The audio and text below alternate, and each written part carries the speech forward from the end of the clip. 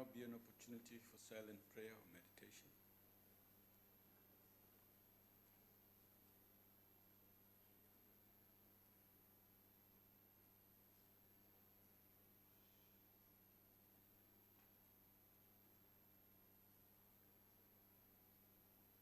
Thank you. You may be seated.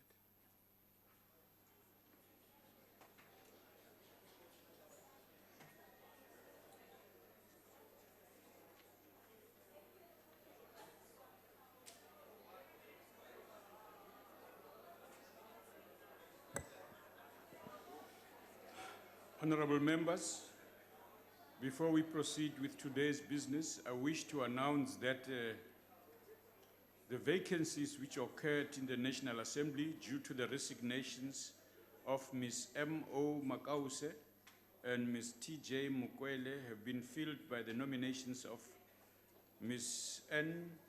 Tafeni and Ms. O. M.C. Mautwe with effect from 25 October 2019 and 31 October 2019 respectively. The members have taken an oath in the Deputy Speaker's office. I welcome you both, honorable members, once more.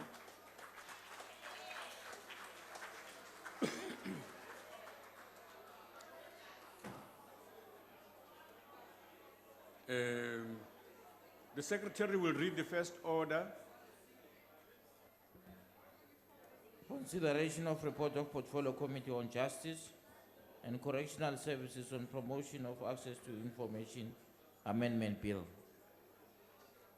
I see Honorable Magwanishe is supposed to be presenting that. Where is he?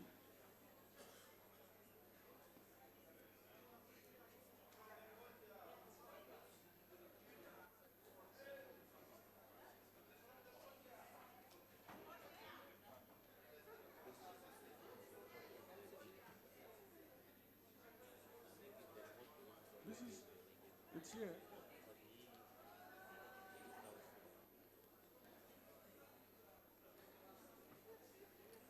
Go ahead, Ndati.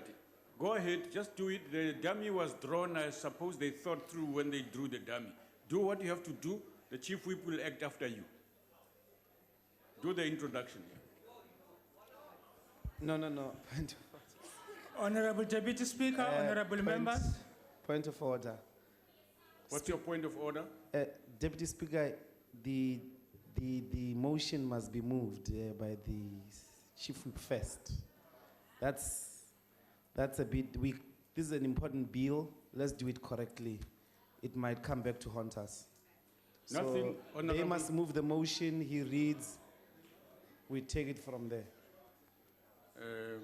I will.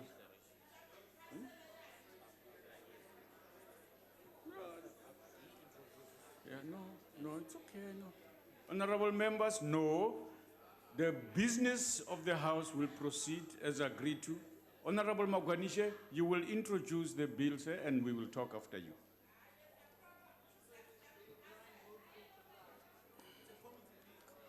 Go ahead, Honorable Member. Honorable Chairperson. Deputy Speaker. Honorable Deputy Speaker. Thank you, sir. Honorable members, the Portfolio Committee on Justice and Correctional Services, having considered the promotion of access to information amendment bill, introduces the report. The background to the bill is the following. My Vote Count NPC brought an application in the Western Cape Division of the High Court that challenged the constitutional validity of the Promotion of Access to Information Act of 2000. On June 2018, the Constitutional Court confirmed the Western Cape High Court order. The Constitutional Court reasoned that this is so because the exercise of the right to vote must be an informed choice, and there is a vital connection between the proper exercise of the right to vote and the right of access to information. And without access to information, the ability of citizens to make responsible political decisions and participate meaningfully in public life is undermined. The court also held that the disclosure of private funding would also help to detect whose favor political players are likely to return once elected into public office. The Constitutional Court gave Parliament 18 months to remedy the deficiency. This deadline ends on the 20th of December 2019. With this deadline in mind, the committee agreed to initiate the bill. The committee complied with the National Assembly Rules 273 subsection 1 by tabling a memorandum in the National Assembly, requesting permission to initiate a bill on 24th July 2019. On 25th July 2019, the House gave the permission to proceed. The committee called for and considered written comments and consulted with the Department of Justice and Constitutional Development. The committee held public hearings at Parliament on 17 and 18 September 2019, where the following persons and organizations made oral presentations: Amapungane Center for Investigative Journalism, Alan Gray, South African Human Rights Commission, Right to Know, My Vote Counts, Media Monitoring Africa, Congress of South African Trade Unions, Helen Suzman Foundation, Information Regulator, and Mr. James Tunbridge. Broadly, the bill seeks to address the Constitutional Court's judgment by inserting a new section 52A, which deals with the recording, preservation, and disclosure of records on the private funding of political parties and independent candidates. Clause 1 of the bill aims to amend the definitions of head and private body and also insert a new definition, namely political party, in section 1 of the of PAIA. Clause 2 of the bill creates an obligation on the head of political party, which is defined to include an independent candidate, to disclose donations that have been made to a political party that exceeds the prescribed threshold in a financial year. The head of a political party must keep records of any donations that have been made to a political party that exceed the prescribed threshold in a financial year, and the identity of persons or entities who made such donations. The prescribed threshold is the one contemplated in Section 9, subsection 1A of the Political Funding Act of 2018. The records must be made available on a quarterly basis as prescribed, and the records must be kept for a period of 5 years after the records consent have been created. Honorable Deputy Speaker, we ask the House to support this bill.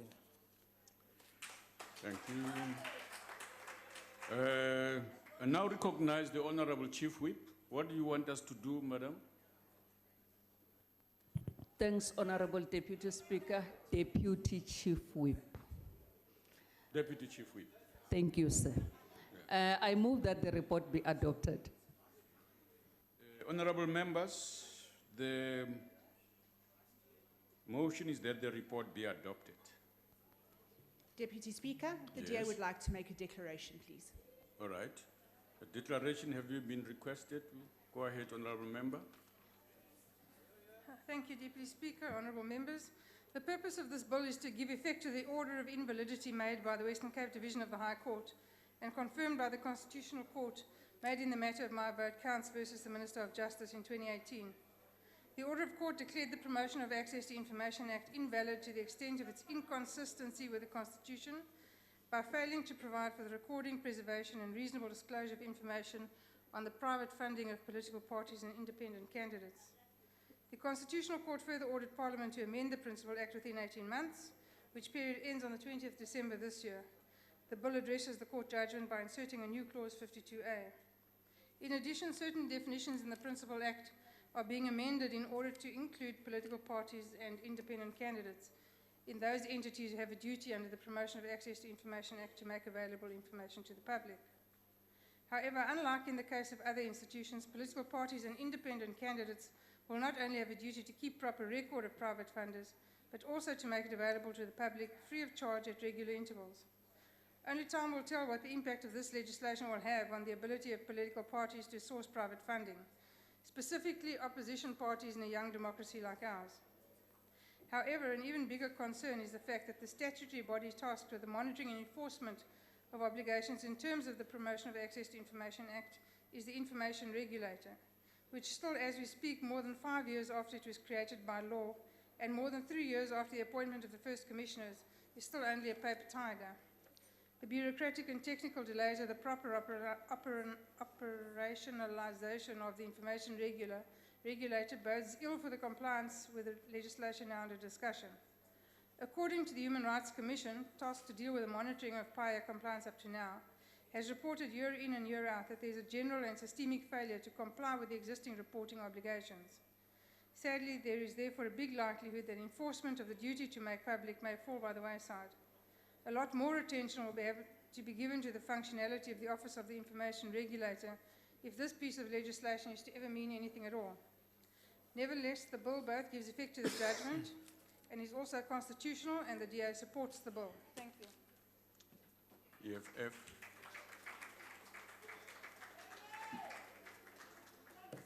Thank you, Deputy Speaker. We are also in support of the bill and the persuasion to force all of us as political parties in a democracy to report and put a proper record of our private funders. There are two important things here that must be immediately put in the fore. The first one has to do with the fact that in South Africa, majority of the time, to constitute a formidable political campaign takes a lot of money, which comes to close to saying there is a lot of commodification of the very processes of democratic elections, which are seen in developed countries. And as a result, the people with the most money happen to, in most of the cases, benefit because they can be able to push their favorite political parties. And this is important because in as much as money is important to constitute a political project, one's vote has to be informed not only by who puts money, but by the greater interests of the country. The second challenge is that smaller political parties, new entrants into the democratic space, are often marginalized by the fact of funding. If in an economy like South Africa, where majority of the money is with the white minority, it means that smaller political parties that often want to look out for the best interest of smaller rural communities on one hand, or black people in general, don't get majority of the funding from what are white businesses. So what does it mean? It means if those black people who are funding black political parties get punished by the ruling party, you're going to be reproducing the existing power dimensions in society. You're going to be reproducing existing political formations in society without a proper challenge. And so this is a thing that we all must be concerned of. So the bill is not necessarily going to disrupt these realities. We still need new mechanisms of disarticulating the right to vote, the elections, and the entire democratic process from the weight and the power of the rich to not only buy political actors, but also to persuade legislative directions in most of the cases, like in the case of spectrum development or the allocation of spectrum. And so in as much as we welcome these developments, we'll be the first ones as the EFF to say who our private funders are. But you're still going to have a challenge even under those conditions. You're still going to have a challenge of the fact that people who actually fund small political parties get punished by the state. Now, the final point is a recommendation. We want to tell business South Africa in general, perhaps it's time that you don't choose one horse in a political race. It's time that you fund in the interest of supporting a democracy. If you've got 100 rand to give to political parties, distribute it like the IEC does. Favor everyone in the political spectrum. Why? Because we see that people who put money, for an example, in the CR17 campaign, are the first ones to be considered when it comes to tenders and big state contracts. To end that, don't fund one person. Put your money in the democratic or in the democracy fund established by the IEC, which will then be distributed to all political parties.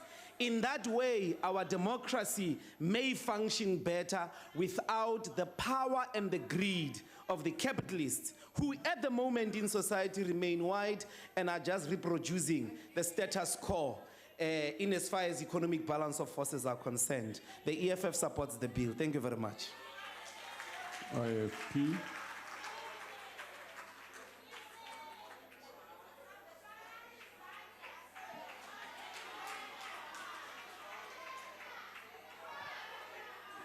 Thank you, Honorable Chairperson. This amendment bill, Order, honorable members. There's a member on the podium who wants to be listened to. Please. this amendment bill comes as a result of the Constitutional Court confirming Western Cape High Court order that PAIA as it stands is unconstitutional in that it did not provide for the disclosure by political parties of the funds they receive. This amendment bill, in accordance with the ruling of the Constitutional Court, seeks to amend PAIA to regulate the recordal, preservation, and availability of information in respect of private funding to political parties and independent candidates receive the full support of the Inkatha Freedom Party.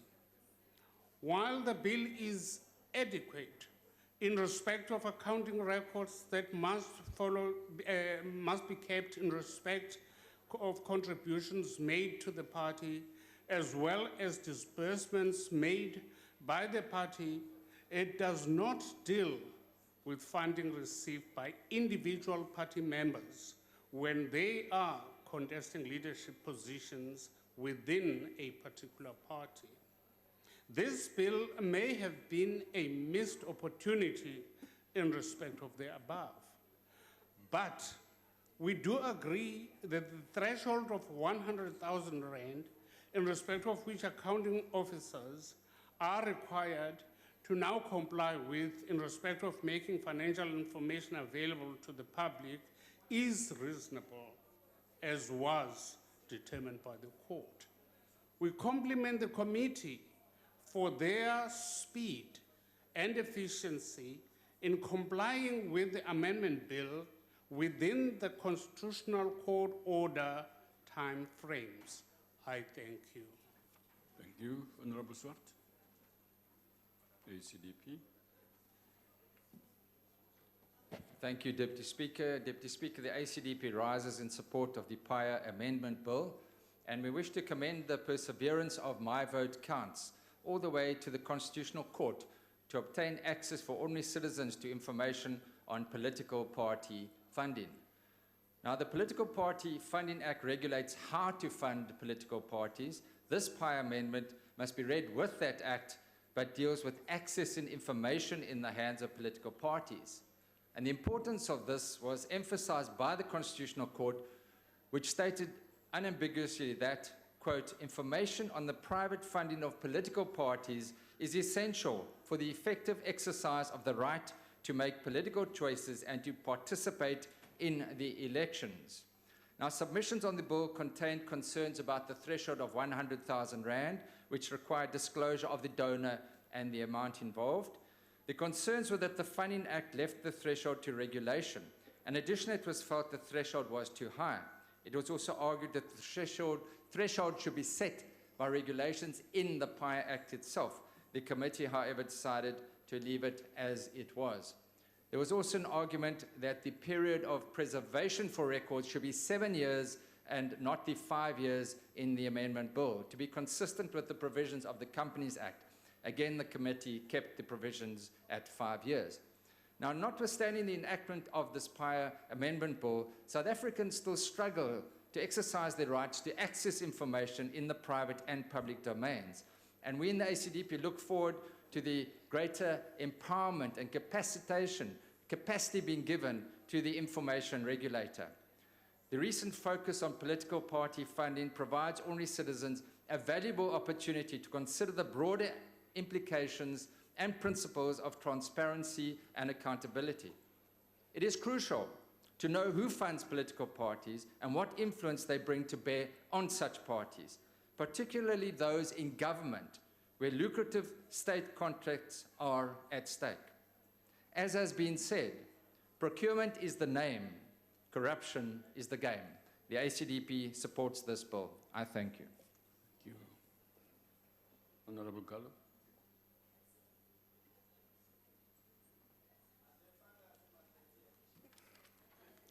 Sutmatat. Thank you very much, Deputy Speaker. Chief Justice Mohueng, with Justice Froman, concurring ordered this Parliament to amend the Promotion of Access to Information Act and take any other measure it deems appropriate to provide for the recordal, preservation, and facilitation of reasonable access to information on the private funding of political parties and independent candidates within a period of 18 months. In my vote counts, NPC versus the Minister of Justice and Correctional Services and others, the Committee on Justice and Correctional Services has sought to assist Parliament to comply with this order. Honorable members, the bill amending the Promotion of Access to Information Act will, as proposed by the committee, regulate the recordal, preservation, and availability of information in respect of private funding to political parties and independent candidates. This is a separate process to the one that was undertaken during and in the course of the passing of the Political Party Funding Act. The Constitutional Court ruling related to the inadequacy of the current act to provide for the recordal, preservation, and availability of information in respect of private funding to political parties and independent candidates. Deputy Speaker, the Political Party Funding Act regulates both private and public funding and introduces a multi-party democracy fund to which anonymous donors may make donations to. The process that we are currently dealing with is empowering ordinary voters to access information in respect of private funding to political parties. The AIC supports this bill. Thank you. Thank you. ANC.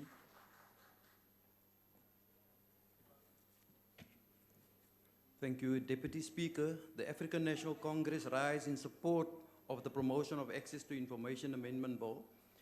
The Principal Act, which is the Promotion of Access to Information Act of 2000, and this amendment bill are both a reflection of the ANC's commitment to democracy, transparency, and accountability. The ANC has always understood that the core of democracy lies in the recognition of the right of all citizens to take part in society's decision-making. This requires that individuals are armed with the necessary information so as to make informed decisions.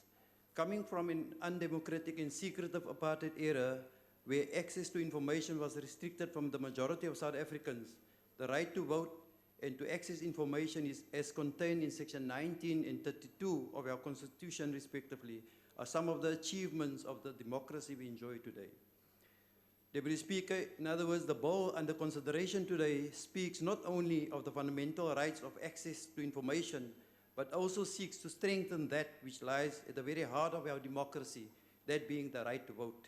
As we heard earlier, the bill is before this House today as a result of the My Vote Constitutional Court judgment. We know that last year the Constitutional Court asserted itself and asked this House to correct what it found to be unconstitutional. Parliament is now seized with the duty to remedy the defects, and the defects are corrected in this amendment bill. The bill seeks to implement the Constitutional Court's judgments as well as amending the Promotion of Access to Information Act so as to regulate the recordal, preservation, and availability of information in respect of the private funding to political parties and independent candidates. The judgment, Deputy Speaker, in the judgment, the court went to great lengths in raising the dangers of secret private funding, which could creep into our political and governance space to our detriment. It is also important to note that we consider this bill today in the context of the Political Party Funding Act passed by the 5th Parliament just last year. The African National Congress also wished to express its appreciation to the public hearings that was held on the bill, and that interested persons and bodies were all given an opportunity to be heard. This bill, as we can read now, also includes not only the declaration of monetary donations, but also sponsorships, loans made by political parties, provisions of assets, etc. So according to the bill, the voters will now be able to access these records prior to an election. Deputy Speaker, the ANC deems this bill as necessary for many reasons. One is that it encapsulates the right to vote. It encapsulates also the right to make informed decisions when voting. And as a result, any measure that supports and reinforces the fundamental rights of our people is welcome by the ANC. The bill will deepen democracy, we believe, and usher in a new culture of transparent funding for political parties. Deputy Speaker, allow me to end with a quote from the former President of the African National Congress, Comrade Oliver Tambo, and I quote, "True facts are not always obvious. They often have to be looked for," unquote. Indeed, an informed citizenry must ensure that they look for the true facts before they make their crosses on the ballot paper. The African National Congress supports the promotion of access to information amendment bill. I thank you. Thank you. Honorable members, the motion is that the report be adopted. Are there any objections? No objections agreed to. The Secretary will read the second order. Second reading, promotion of access to information amendment bill. As there is no speakers list, I wish now to put the question. Are there any objections to the bill being read a second time? No objections agreed to. The Secretary will read the third order. Oh yes, read it now that you have instructions from the House. Promotion of access to information amendment bill. The bill will be sent to the National Council of Provinces for concurrence. Secretary, you may now read the third order. Consideration of budgetary review and recommendation report of Portfolio Committee on Small Business Development. The Honorable Chief Whip. On her behalf. Thank you, Deputy Speaker. I move that the report be adopted. The motion is that the report be adopted. Are there any objections? Deputy Speaker, with your permission, the DA would like to make a declaration. Go ahead, Honorable Mbele. UFF.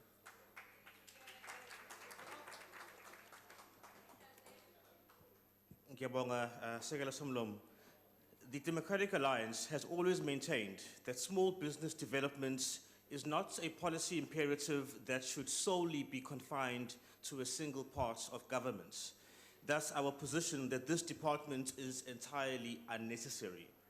Rather, small business development should be championed across numerous portfolios where it has direct relevance.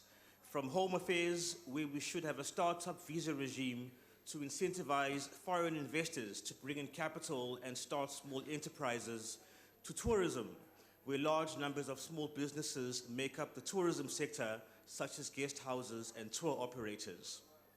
With the youth unemployment rate reaching almost 60% in the third quarter of this year, there can be no illusions, ifs or buts about the urgency of boosting job-creating growth, especially for the unskilled and those lacking work experience. Small businesses can and must be the key driver of job creation and skills development, but they cannot do so if they are hamstrung by red tape. That is why the DA will continue to champion the passing of a red tape reduction bill during this 6th Parliament, echoing the one that we introduced as a private members bill in the 5th Parliament that can ensure a more enabling environment for small business. South Africa need not flounder in high and growing unemployment. With a flourishing small business sector, we can catalyze an economy where labor is absorbed, skills are developed in alignment with real needs in the economy, and growth is generated to produce shared prosperity for all. EFF.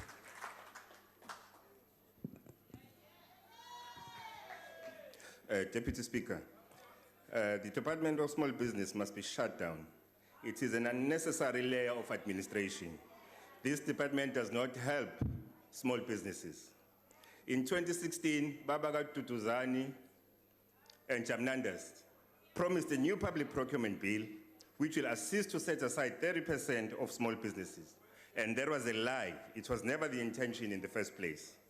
The failed NDP said that small businesses will prioritize promoting employment in labor-intensive industries, and that was also a lie. And instead, small businesses have failed under the leadership of Honorable Ginger. And now unemployment is sitting at 29.1%, and almost 10 million people willing and looking for jobs every day cannot find work. We made recommendations that should be at the core of the report, but were ignored. Instead, people are investing energy and time on meaningless and jobless fanfare called investment conferences. The government must instruct municipalities and state-owned companies to buy goods locally manufactured.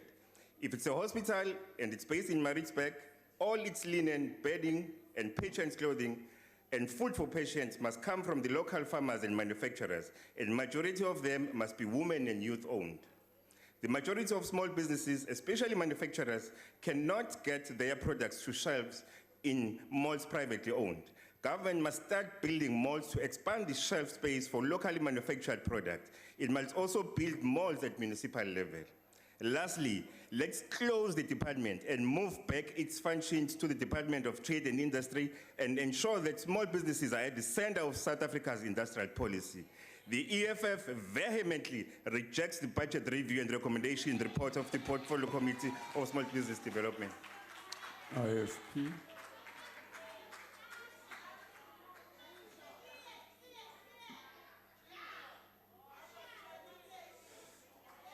Thank you, Honorable Deputy Speaker. It was Sir Richard Branson, the owner of the Virgin Group of Companies, who appropriately stated that, and I quote, "All great ventures start from small and humble beginnings," unquote.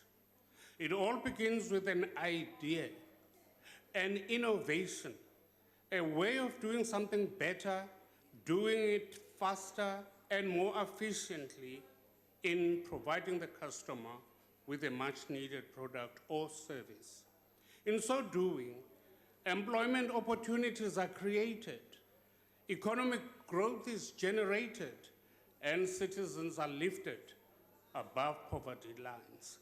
Small business is indeed an incubator to socio-economic growth, and yet in South Africa, it seems we are continuing to do our utmost to stifle such entrepreneurship and business development through lack of access to funding and to markets in general, especially in our rural areas and townships. Big established businesses also appear intent on thwarting such entrepreneurship, seemingly afraid perhaps that they will lose market share.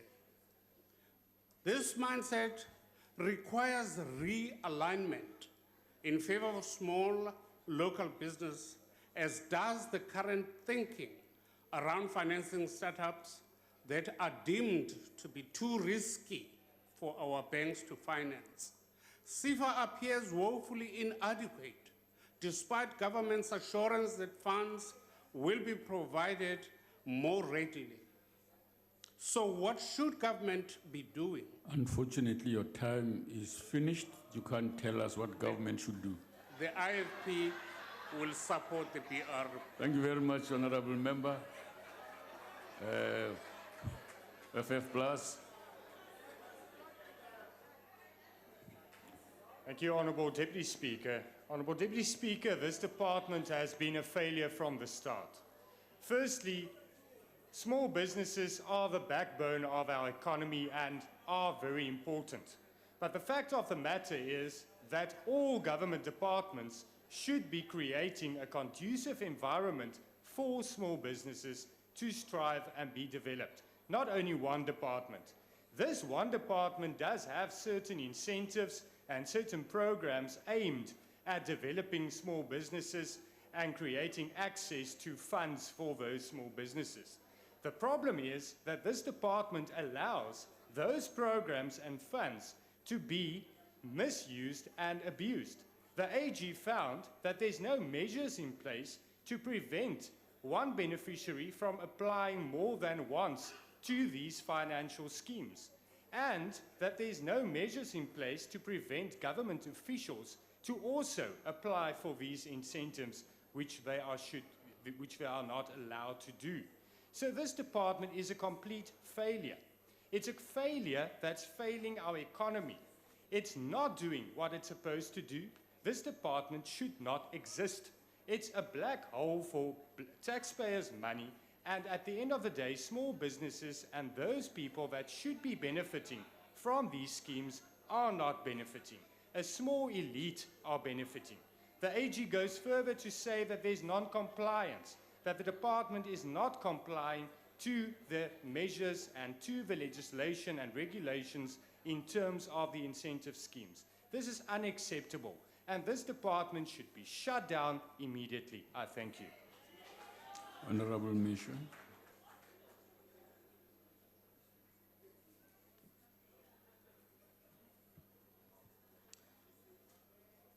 Deputy Speaker, the ACDP is very concerned about the minimal impact the Department of Small Business Development and Cooperatives currently has in developing and assisting small businesses, particularly as this has a direct impact on our slow-growing economy and high unemployment rate. The department is expected to create around 90% of the 11 million jobs envisaged by the National Development Plan by 2030. But this cannot be achieved until some employees undergo a radical change of attitude. The department must do much more and all that it can to root out corruption and strongly deal with those who steal from well-deserving applicants for assistance and young entrepreneurs. We agree with those who says the department has failed our people. But when looking at the recommendations and corrective action that the committee has proposed, we agree with the recommendations, particularly those aimed at dealing expeditiously with issues of underperformance, filling vacant strategic posts, and addressing the 80% failure rate of cooperatives. And those we believe who are responsible for financial mismanagement must face consequences. There has not been enough consequences, and people have been allowed to continue stealing and looting and disadvantaging those that have applied.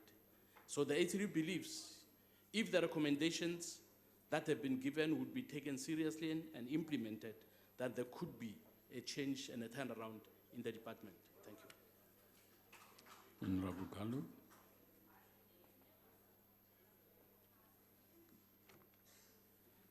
Thank you, Deputy Speaker. The work of the Portfolio Committee on Small Business Development is cast in great clarity, and we therefore expect that the department will shoot through all cylinders. The committee, having assessed the work of the department and its entities, recommended that the review of the National Small Enterprise Act 1996 must be accelerated and tabled to the committee in line with the DSPD Annual Performance Plan 2019-2020, and that the department should consider enhancing the role of SEDA in the adjudication, allocation, and monitoring processes of the incentive schemes. Deputy Speaker, Tsepo Dishodu from Matatiel follows the work of this parliament and its committee with great interest. He is watching us right now. Tsepo runs a small community tourism trust in the rural flood areas of Matatiel. The Mitloding Tourism Trust runs a hiking enterprise for the local tourists, which provides accommodation resorts for the local tourists in the Eastern Cape. His enterprise has elevated the pulse of tourism footprints in the area. It has created entrepreneurial opportunities for the local youth. The Mitloding Tourism Trust is, however, underfunded. Structural handicaps and barriers to entry are not the only markers stifling the growth of the small and medium-sized enterprises in the area. In our view, funding is the greatest impediment to enterprise development. Thank you very much. AIC supports. Okay. ANC?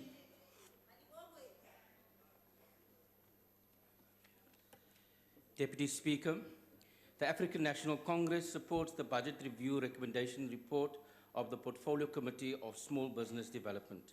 The department and its entities' overall performance was good, as it achieved the majority of its indicators and attained an unqualified audit opinion with few areas of improvement. The Portfolio Committee has taken counsel from the AG to assist the department to improve on areas of underachievement, most of which has been largely attributed to vacancy rates in the higher echelons of the department. While the two agencies, CIFA and CEDA, performed extremely well and went on to achieve unqualified clean audits. We noted with concern the high mortality levels in small enterprises, especially cooperative enterprises. The portfolio is working with the department and identifying key bottlenecks, such as bureaucratic red tape, challenges to access of finance and market, as well as infrastructure impediments. The portfolio and the department will continue with partnerships with the private and public sector with a review to dealing with these challenges. This BRRR report comes at a time where our unemployment rate is unacceptable at 29.1%. We know that small business is everybody's business. And so as the ANC that is in government, we would review the procurement models and framework to address the development needs, and also to look at ease with doing business and government efficiency and accountability. In line with the President's emphasis in the SONA address, government is committed to increasing local demand through, amongst other things, increased proportion of local goods and service procured by government. Honorable Member, your The time. ANC supports this BRRR. Thank you. You shouldn't be afraid, you especially, to look at the left. Al-Jama, I will not allow you next time, sir. You must be on time. Go ahead. Now you're taking over from the ANC. Yeah, I think we want to capture the ANC, Deputy Speaker. Deputy Speaker, there must be a name in the box if we are going to create the millions of jobs that this sixth Parliament supports. You can't spread the responsibility over too many departments, over too many ministers. There must be a name in the box. And I feel that the sixth Parliament must give the Portfolio Committee on Small Business Development, the Minister, and the changes that are going to happen a chance so that we can create the millions of jobs that everyone is looking forward to. Don't judge the present leadership from what has happened in the past. I feel that the sixth Parliament must support the initiative of the Small Business Development Portfolio Committee and its leadership. Al-Jama supports the report. Thank you very much. Thank you. Honorable members, the motion is that the report be adopted. Are there any objections? There being objections, I now put the question. Those in favor say aye. Those against say no. The ayes have Deputy it. Speaker, would you please lodge the objection of the Democratic Alliance? We'll do that. The EFF requests a division. Okay, the bells will be rung for 5 minutes.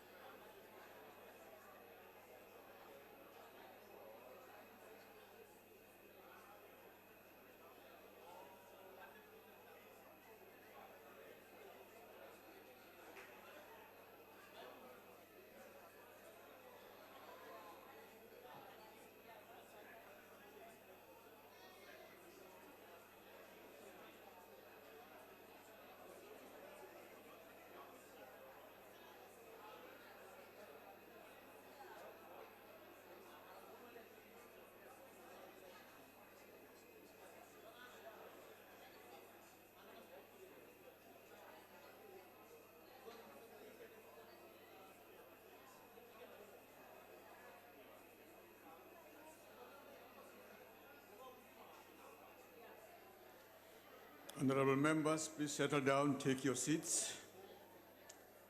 I'd like to remind you that you may only vote from your allocated seats. When requested to do so, simply indicate your vote by pressing the appropriate button. If you inadvertently press the wrong button, you may thereafter press the correct button. The last button pressed will be recorded as your vote when the voting session is closed by the chair. The question before the House is that the Budgetary Review and Recommendation Report of Portfolio Committee on Small Business be adopted. Are all members in your allocated seats? Voting will now commence. Those in favor of the report should press the yes. Madam, please, can't you be quiet a little bit, just for a change?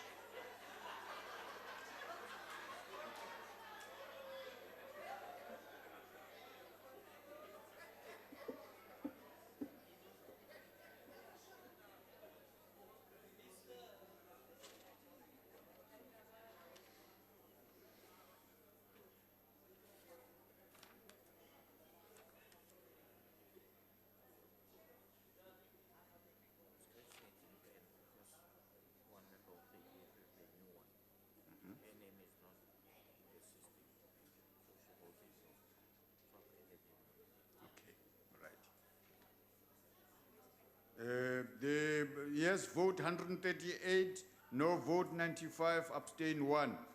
The vote is therefore agreed to. The Secretary will read the fourth order. Consideration of Budgetary Review and Recommendation Report of Portfolio Committee on Mineral Resources and Energy on vote 29. On behalf of the Chief Whip of the Majority Party. Thanks, Deputy Speaker. I move that the report be adopted. The motion is that the report be adopted. These declarations? There is. Thank you very much, Deputy Speaker. Okay, go ahead, ma'am.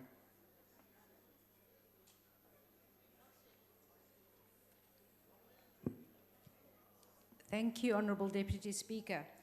The Department of Minerals Resources has, despite a number of challenges, presented a credible report on its financial and performance status for the 2018-2019 financial year. The achievement of a clean audit bears testament to the fact that there has been a significant improvement in the financial and operational management of this department. The biggest challenges faced by the department is the Mineral Regulations Program, which has consistently underperformed on its key performance indicators.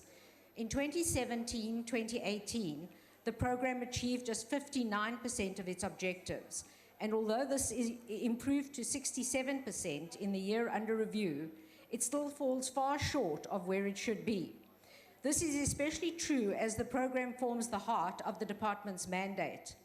Exploration is essential for the growth of the mining industry, and to this end, the Democratic Alliance welcomes the committee recommendation that the department should explore all possible funding avenues, including approaching Treasury, to speed up the modernization of the SAMRAD database. This is long overdue, but must include making it more accessible and up to date, so that real-time information can be utilized in mining rights applications. The department is now required to present a plan for this within the next 6 months. We also welcome the recommendation that the overlapping mandates of various entities within the department... Order, honourable members, please, you are too noisy. It's unacceptable. Tulame.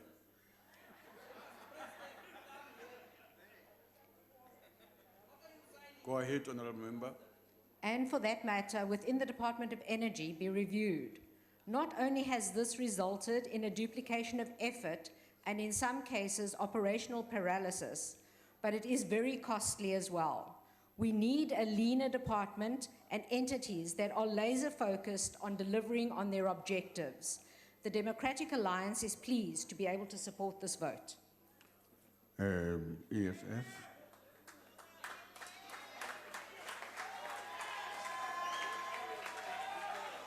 It's the member's maiden speech. Thank you very much, Speaker. The EFF reject the budget review and recommendation report of the Portfolio Committee on Mineral Resources. We are facing electricity crisis Order. because of the Order, price of honourable coal members. that ESCOM pays way too high and has led to ESCOM collapse. To normalize the situation at ESCOM, we must recommend that all coal suppliers must pay the price as recommended by NERSA. If mining companies do not want to pay the price as recommended by NERSA, the state-owned company, African Exploration Mining and Finance Corporation, must take over the mines and supply coal to ESCOM and export supplies. State-owned mining company must be the one supplying majority of coal to ESCOM. We must reject the privatization of ESCOM. If we allow privatization of ESCOM, we are practically giving away our coal mines to private companies, and in future, those companies will prioritize coal export, and we will be left without enough quality coal, as it is the case right now. Government was allowed to abuse processes of Parliament and withdraw the Mineral and Petroleum Resources Amendment Bill illegally. It was wrong, and we should condemn it here in Parliament.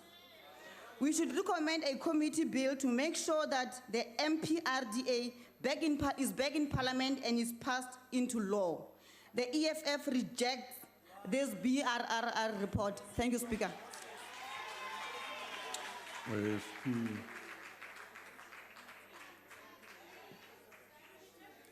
Deputy Speaker, this department is tasked with two critically important drivers of economic growth in South Africa as we seek to realize our goals and aspirations of a developmental state. Mining should be a principal driver for the lifting of our people out of poverty, yet we continue to see little or no beneficiation in this industry, especially in the communities in which these mines are situated. Rural areas and communities which are home to some of the most profitable mines in South Africa are in fact being detrimentally affected, not only in terms of not receiving adequate beneficiation, but also in respect of the environmental degradation that so very often accompanies mining operations. Section 24 of the Constitution obligates the state to ensure that everyone has the right to an environment that is not harmful to their health or their well-being, and to have the environment protected through reasonable legislative measures. This is not happening, and communities are exposed to numerous forms of pollution and risks to their health. Mining companies must conduct operations within the rule of law and must ensure that the necessary rehabilitation is concluded after mining operations have been ceased. Therefore, the IFP will support this report. Thank you. FF plus.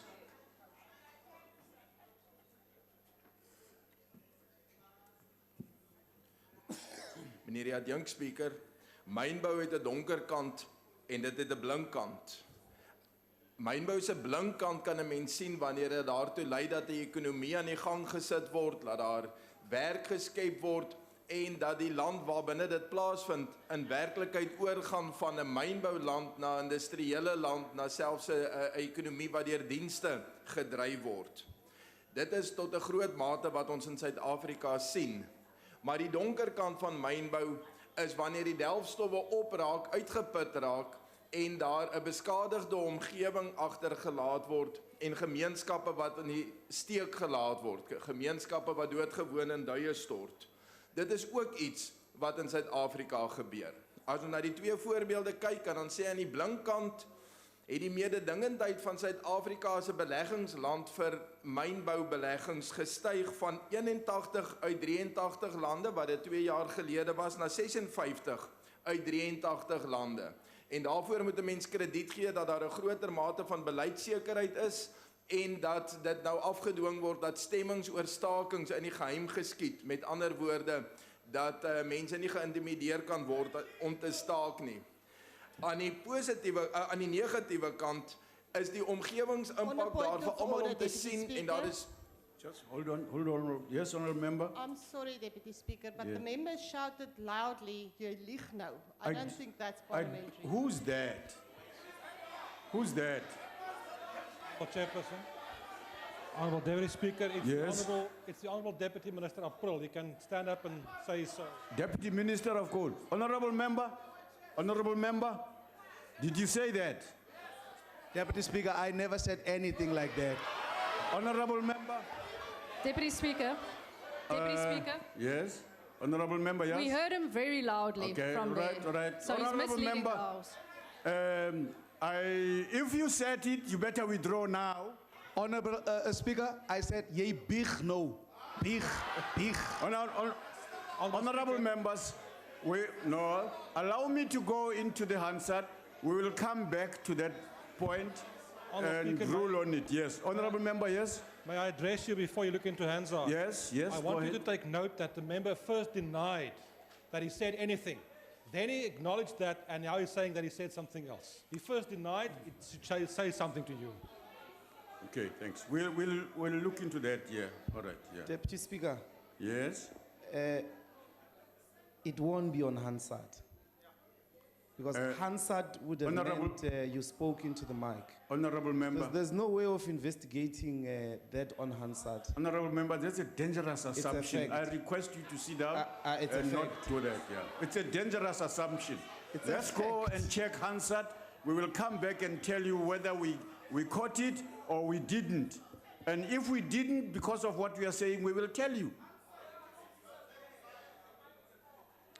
Honorable member, can I just point out to the honorable member with the greatest of respect, there are cameras in the house. So just hold on, just cool your heels. Honorable member, proceed. Go ahead, sir. Go ahead, honorable member. You can go ahead, sir. I'm waiting for you to speak. Go ahead, yeah. Dankie. Nou gaan ek verder praat en mens vat maar 'n belediging van waar dit kom. Dankie, agbare lid April. In Suid-Afrika moes die departement 20 uit 'n moontlike 40 verlate myne wat ook nie meer eienaars het nie rehabiliteer omdat die eienaars daarvan doeteenvoudig weggeraak het. Wat mynbou betref, wil ek sê namens die Vryheidsfront, daar is net een manier om mynbou positief te maak en dit is om die blinkkant bo te hou. Maar hierdie verslag kan die Vryheidsfront nie ondersteun nie. Baie dankie. Thank you. Honorable sir. Thank you, Deputy Speaker. Deputy Speaker, there can be no doubt that stakeholders in the mining sector face a highly challenged industry.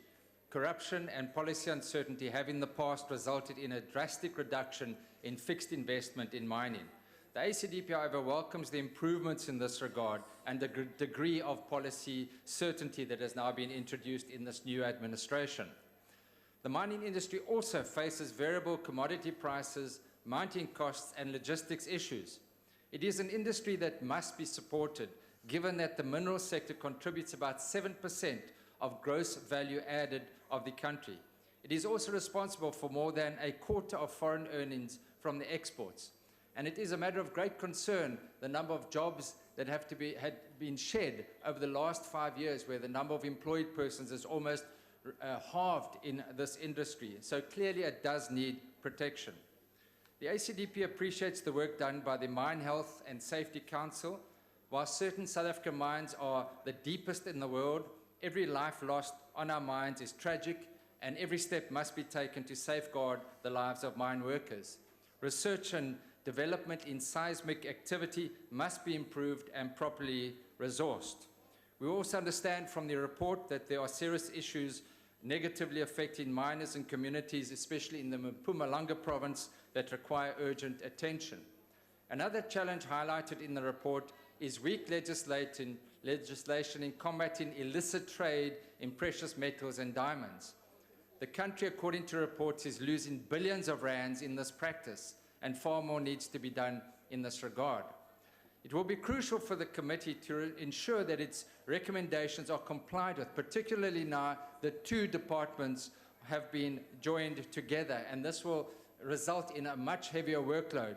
But notwithstanding the reservations, the ACDP will support this budget vote. I thank you. Thank you. Honorable Kalu.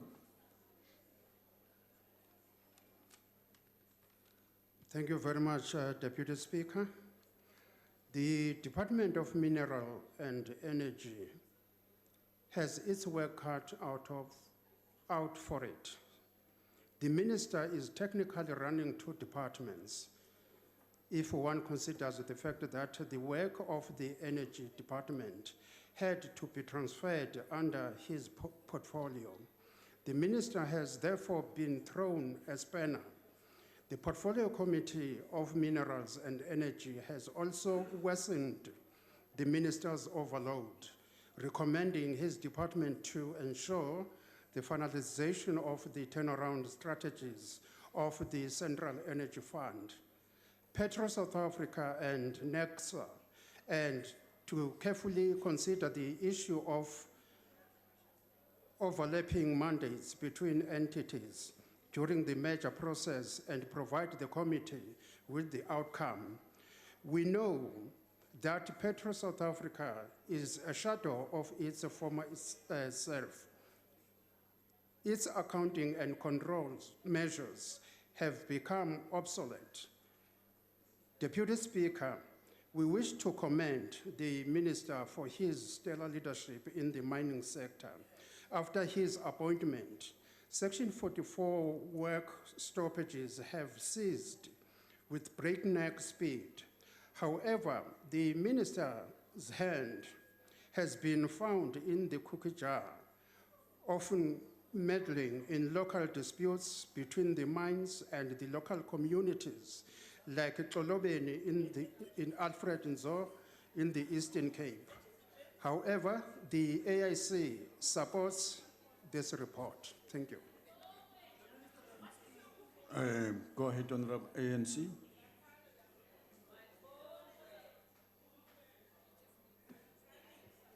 Thank you very please, Deputy Speaker. The Department of Mineral Resources has been receiving decent audit outcome for several years. The ANC is pleased with the achievement of clean audit in the 2018-19 financial year, an improvement on the previous financial year unqualified audit opinion. The strides made by the Minister and the Department in the previous financial year in terms of engaging all industry stakeholders has borne some fruit. In spite of the Mining Council's court challenge, the most significant charter, which has gazetted after months of consultation, the 19% reduction in the number of fatalities should comfort mine workers and their families that the ANC government is committed in working towards the target of zero fatalities. The investment of over 40 billion in mining and creation of 4,000 jobs are signs that mining is becoming a sunrise industry, thus responding to the call made by the President during his State of the Nation address. The department has to address the challenge of corruption, maladministration, and shortage of capacity, particularly in underachieving mineral regulation program. We call on the department to consider bringing to Parliament legislation that will allow the state to intervene in mining operations that are in distress. These have devastating impact on workers and communities, for example, in Lini Mine, Optimum, and Aurora, amongst others. The ANC expects the department to produce action plans to deal with issues raised in the budget review and recommendation report, particularly the legislative drafting program that stalled in the 5th Parliament. And I want to say, Deputy Speaker, that this report was unanimously adopted in the committee. While other people come to this Parliament to grandstand, to howl and to shout empty slogan, Tina in the ANC Siyakuba, with our program of moving South Africa forward, the ANC supports this report. Honorable members, the motion is that the report be adopted. Are there any objections? There being objections, I now put the question. Those in favor will say aye. Those against, no. The ayes have it. And, Deputy Speaker, yes, please record the objection of EFF. I will. Deputy Speaker, please record the objection of the DA. We'll do that. And the objection of the FF+. Thank you, Chair. Okay, we'll do that. That's agreed to. The Secretary will read the 5th order. Consideration of budgetary review and recommendation report of Portfolio Committee on Mineral Resources and Energy on vote 26. Chief Whip.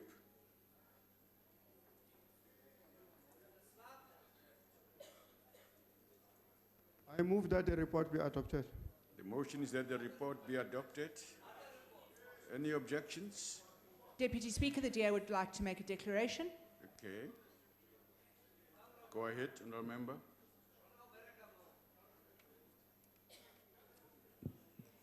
Thank you, Deputy Speaker.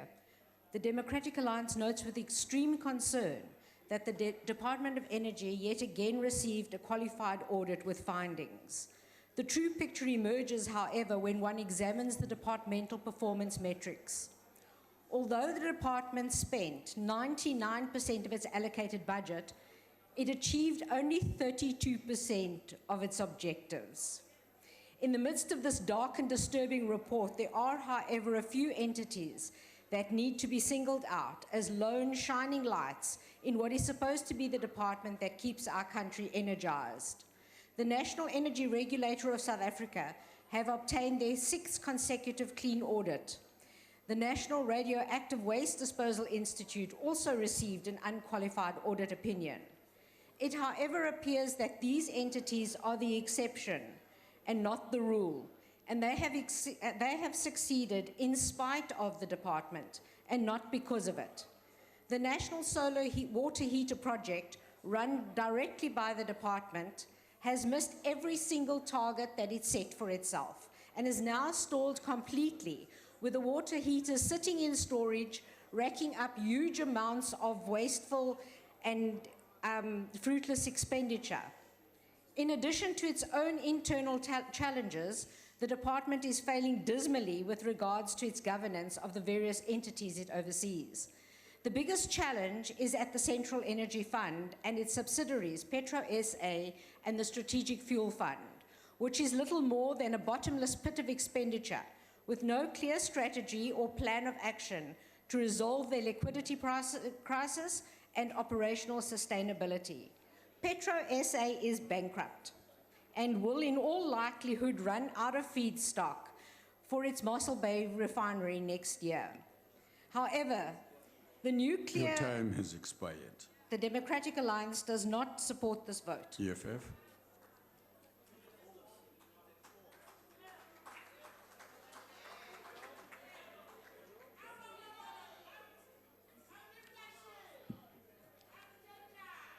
Thank you, Deputy Speaker.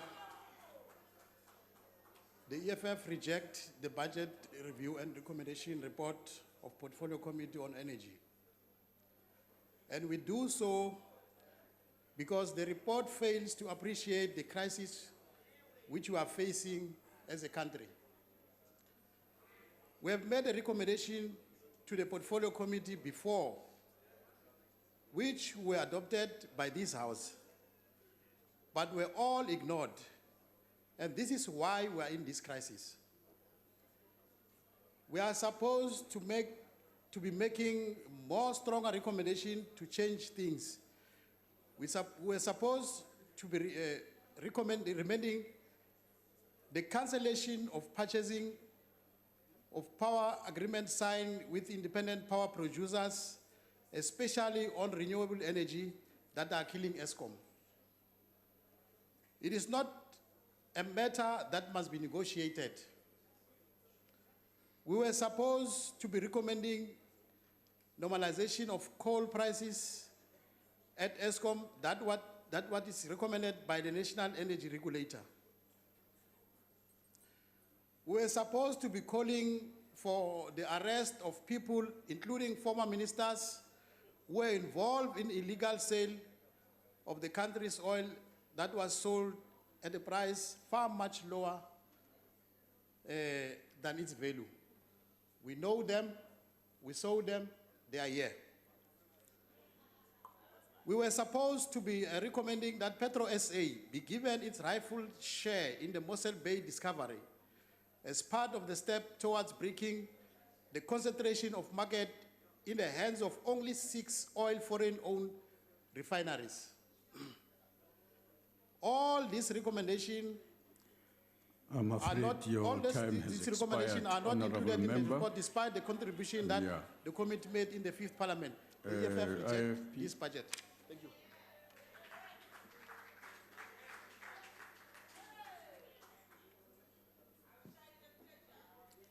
Deputy Speaker, at the outset, let me state that as currently the the nation's primary supplier of energy ESCOM should fall under its rightful department, which is this department, not the Department of Public Enterprises. This department energy mandate is to ensure the secure and sustainable provision of energy in the country for its social and economic development, and ensure that energy sector in South Africa is transformed into a sector which is sustainable, renewable and reliable energy supply becomes the norm rather than the exception. With South Africa's abundance of fossil fuels resources, namely coal, still yet to be exploited, with our coal-fired powered station at Medupi and Kusile yet to come online, and both with a lifespan of 50 years, we must be cognizant of the fact that our greenhouse gas emissions from burning fossil fuels will increase and only peak around 2030. Renewable energy sources must therefore receive greater priority and effort by government. Point of use, solar and wind power energy supply should also be looked out for outer-lying rural areas. The energy infrastructure is yet to be made available. The IFP supports the BRRR report, in the hope that this department will fulfill its mandate in ensuring a cleaner and secure energy future for today's and tomorrow's South Africa. I thank you. FF Plus.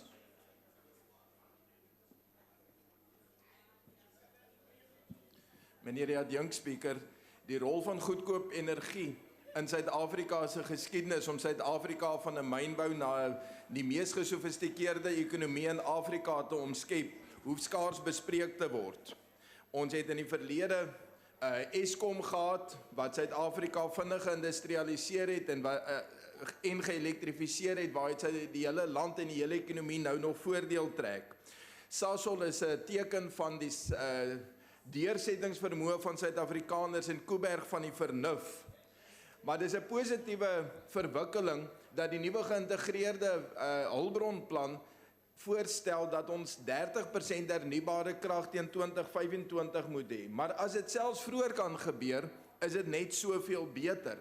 Nou ironies genoeg is die heel goedkoopste manier vandag en die vinnigste om kragopwekking geïnstalleer te kry is sonkrag. As 'n mens 'n relatief klein sonkrag aanleg van 250 kW opsit, is dit 'n belegging van, kom ons sê, redelik goed gereken R3 miljoen.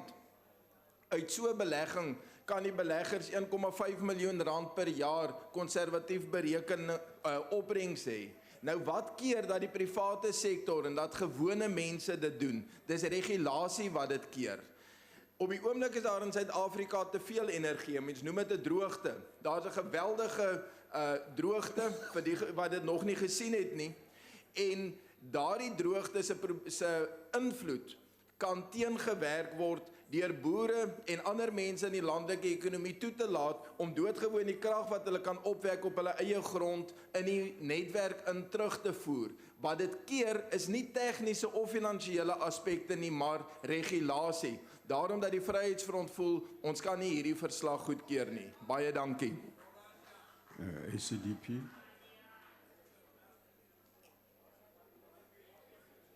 Thank you, Deputy Speaker. Deputy Speaker, there can be no doubt that this department is struggling, and this is affirmed in the report. The department has oversight over energy in our nation, and our country, as we all know, is facing unprecedented energy shortages, with load shedding in the first quarter of this year by ESCOM contributing to a 3.1% contraction in the GDP for that quarter. Now, much of the corruption, maladministration and state capture that took place at ESCOM has been highlighted in both the Parliamentary Oversight Inquiry as well as the Zondo Commission into State Capture. The ACDP looks forward to the perpetrators being locked up and ill-gotten gains being recovered.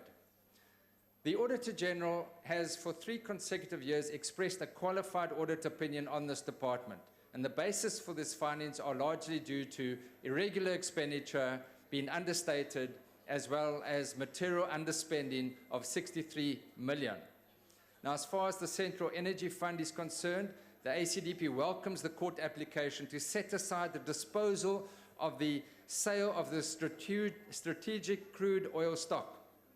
It beggars belief that this sale took place at all, placing our country at severe risk of oil shortages, and we trust that there will be a positive outcome to this court case. We also note the Integrated Resource Plan. This is the electricity roadmap for the next 10 years. It is a fairly good starting point, providing a framework for procurement of electricity generation. But the plan does not go extensively into the work that is required.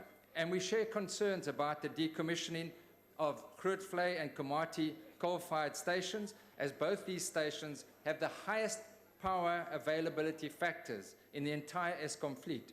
This clearly needs to be reconsidered. I thank you. Thank you. ANC.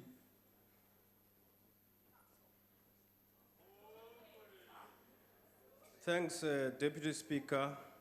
The ANC supports this budget review and recommendations report. Its recommendations affirms the significant progress made by the Ministry and the Department of Energy during the year 2018-19 to address some of the long outstanding policy matters, such as the Integrated Resource Plan. The IRP will go a long way towards creating certainty in the energy sector for both investors and consumers. One of the most revolutionary achievements of the ANC government since 1994 is the electrification of the overwhelming majority of households in South Africa, which is a program housed in the department. The program has restored dignity to the majority of Black South Africans who were deprived of energy by apartheid. As we look towards the future, the decisions on the most appropriate energy mix for South Africa will become a matter for political contestation. The ANC will ensure that the department has the capacity to lead the country on this matter. Most importantly, government must ensure that the masses of our people have access to energy at a cost that supports inclusive economic growth and development. The ANC is concerned, however, that the department has received a qualified audit opinion in 2 consecutive years. We are also concerned about the failure by some entities to submit annual reports and lack of consequence management on matters of misconduct. The Portfolio Committee, however, will monitor that these matters are addressed, as we have agreed unanimously in our Portfolio Committee that we will support this budget review recommendation report. I thank you.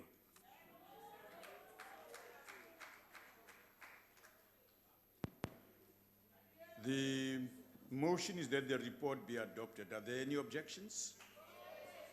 There being no objections, I put the question. Those in favor will say aye. Those against, no. I think the ayes have it. Deputy Speaker, will you note the objection of the DA, please? I will. And note the objection of the EFF. I will.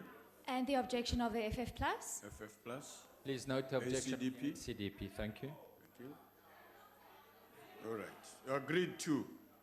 Before we move to the 6th order, honorable members, I would like to attend to a ruling I promised to make. On Thursday, 31 October, during the plenary session, questions rather, for oral reply to the President, I recognized Honorable Mahlati to put a follow-up question to the President. Before putting her follow-up question, Honorable Mahlati made the following statement, and I quote, "Thank you, Deputy Speaker. Thank you very much, Honorable President, for your compendious response. Firstly, I think it is important to remind the Honorable Steenhuisen that you are a former General Secretary of a trade union. Therefore, how you relate to communists and trade unionists is none of his business, quite frankly, and he will not dictate to you how you should respond to them." Honorable Mahlati's remarks prompted strong interjections and heckling from benches of the Democratic Alliance. The chief whip of the opposition rose on a point of order and submitted that assembly rules require members to address the chair at all times and not address another member directly. She stated that Honorable Maslati spoke directly to the leader of the opposition. Honorable members, I've now ascertained whether Ms. Maslati did indeed address the leader of the opposition directly. I took it upon myself to come back to the House and rule on the point of order raised by the Chief Whip of the opposition. I now rule as follows. Assembly Rule 782 in brackets, A in brackets, states that at a sitting in the chamber of the National Assembly, a member may only speak whenever the presiding officer so directs. At all other times, address the chair. Assembly Rules 1425 states that a member who asks a supplementary question may make a statement or express an opinion, but the time allowed for that first supplementary question is limited to 2 minutes. Honorable members, it is my considered ruling that the point of order raised by the Chief Whip of the opposition is not sustainable in terms of Rule 782A, order, because as she rose to put a supplementary question, Ms. Mahlati addressed the Deputy Speaker. Having acknowledged the chair, Ms. Mahlati went on to address the President. She did not address the leader of the opposition directly, save to mention that the leader of the opposition needed to be reminded that the President is a former General Secretary of a trade union. Thus, Ms. Mahlati spoke through the chair to the President and did not address the leader of the opposition. Furthermore, Ms. Mahlati exercised her right to express an opinion or make a statement in accordance with Assembly Rule 1425. 1425 does not prescribe the subject of the statement made as a follow-up, but only the time allowed, which is 2 minutes. This allows members freedom to comment on what was said during the plenary by the executive and other members generally. Honorable members, I request that the Chief Whip of the opposition therefore withdraws her assumption and claim that the member addressed the leader of the opposition directly. Deputy Speaker, I withdraw unconditionally. I thank you for coming back so quickly with your ruling. I consider myself duly admonished, and I beg your indulgence. It was the first day of the job. Thank you. Thank you, Honorable Member. We appreciate your response as well. Yes. Honorable members, the Secretary will read the 6th order.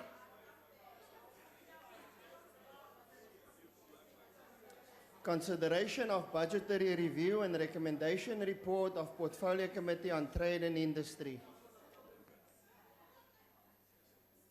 The Chief Whip. Thank you, Deputy Speaker. I move that the report be adopted. I see there's a member waiting to declare. Are you doing so, sir? Go ahead.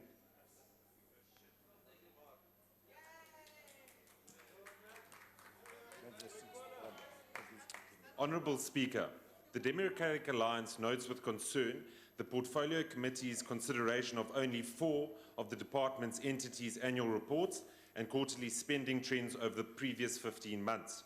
The sheer size and scope of the department poses limitations in this regard, and it is worth noting that the PC, as well as the department, should take steps to work around this limitation.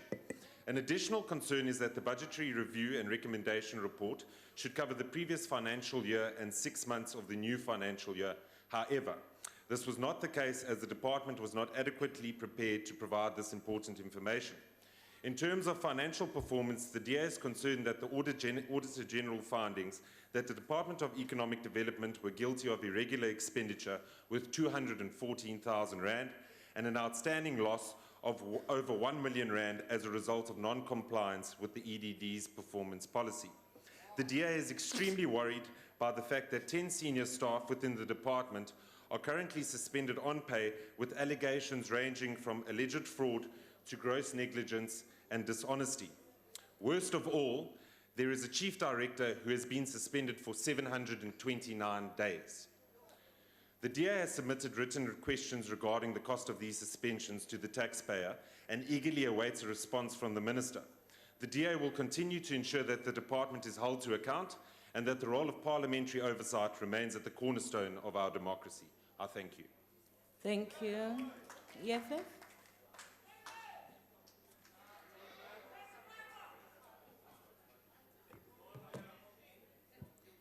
Thank you, Chairperson. Chairperson, what people want is jobs. They want them now. People want access to business opportunities. People want an economic system that works for them. The biggest mistake was to combine an already failing department under an incompetent minister with an even bigger department with the same minister. The EFF rejects this report as it fails to deal decisively with building a sustainable industrial development strategy based on, first of all, the import substitution of marshalling of domestic investment toward labor-intensive development that reduces high levels of unemployment. Secondly, a South Africa with a microeconomic efficiency. Thirdly, a department that monitors government expenditure on locally produced goods. We see the lack of will from department in dealing with key entities such as the SABS and NCRS. In NCRS, critical vacancies have been left vacant for almost 5 years. Entities that are vital in making sure that the quality of goods in South Africa is up to standard. The Department of DTI and ADD has also failed to ensure that women are properly represented, be it in their funding structure, in their employment demographics. For example, NCRS boasts a 44% women employment, which goes against a measure which should be at least 50% in structures of women. The fact that we have to keep highlighting the inequalities in this country, especially when black women are the most marginalized and bear the brunt of economic inequality in 2019, is unacceptable. The department has failed to put in place special economic zones in rural areas, and instead has chosen easy spaces that will act as if they're stimulating the growth of SMMEs, when the reality is that they are far removed from the people who need them. We have abantu eQonce, we have people eQuwa, sinabantu eMthatha, eXofimvaba, sinabantu eQwaqwa, eThabanchu. But these SOEs are never there. They are put far away from people. There should be an aggressive stimulation in the economy in rural South Africa, especially for poor provinces such as the Eastern Cape and Limpopo, and therefore the EFF rejects this BRRR report. Thank you. IFP.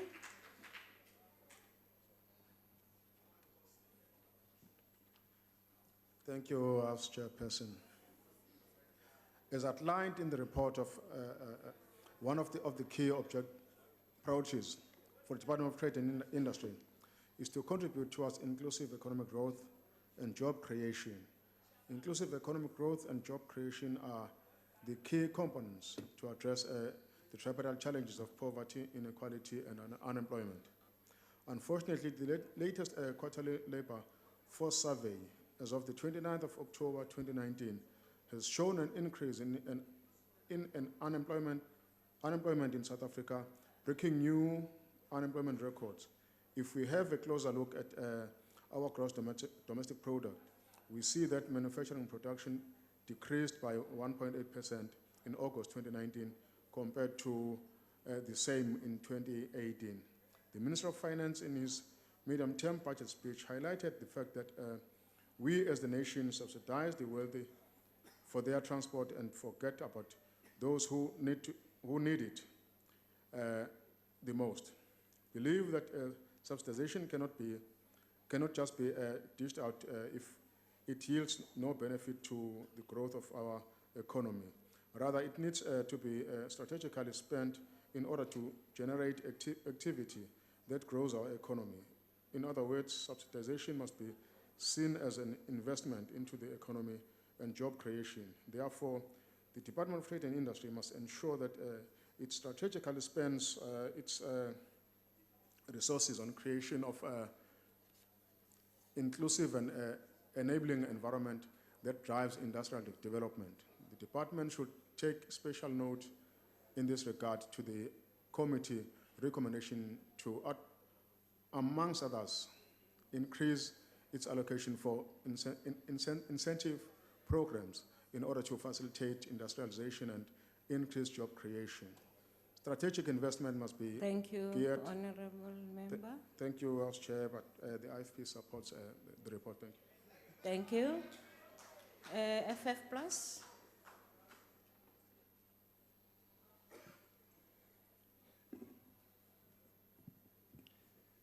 Thank you, House Chair.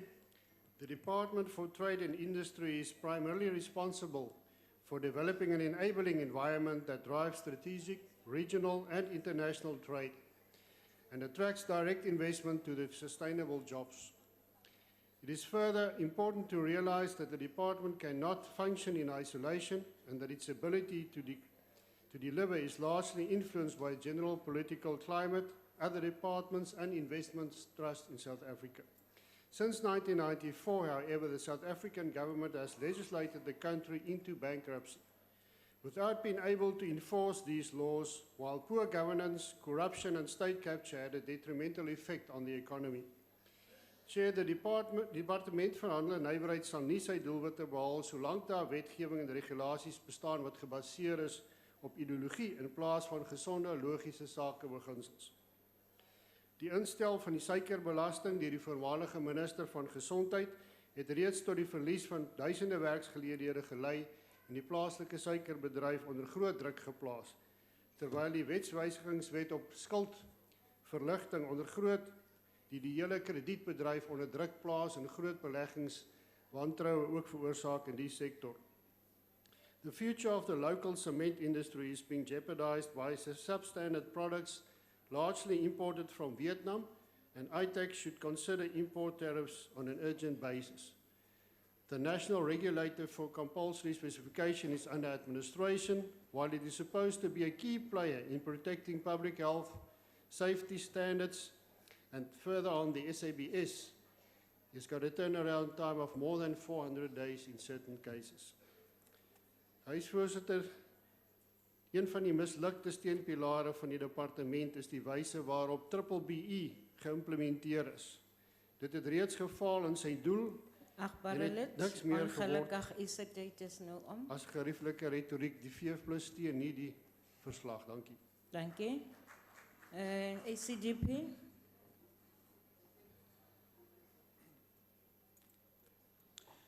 Honourable Chair, after the 2019 elections, the South African President announced the reconfiguration of the government to promote coherence, better coordination, and to improve efficiency. This included a merger between the ministries of Trade and Industry and of Economic Development, with key policy priorities that include inclusive economic growth and job creation to address our multiple challenges. After the medium-term budget policy statement by Finance Minister Mr. Tito Mboweni, which resulted in the rand losing 3 to 4% of its value overnight, and Moody's downgrading our economy to just one notch above junk status, there has never been a more important time for these two departments, now merged into one, to rise to the challenge of addressing economic growth and job creation. In this light, the ACDP during the BRRR process made the following recommendations. 1, beneficiation can reduce unemployment, and hence the department must itemize all possibilities where beneficiation can take place and set timelines incorporating monitoring systems with a view to implement beneficiation in the short, medium, and long term. In the spirit of improving economic growth and creating jobs, the department must seek to create partnerships with education and the private sectors with a view to crafting curriculums geared to developing skills much needed in the private and public sector. After 25 years of democracy, where many in South Africa fought against racism, classism, and tribalism, the battle to achieve social cohesion has not been won.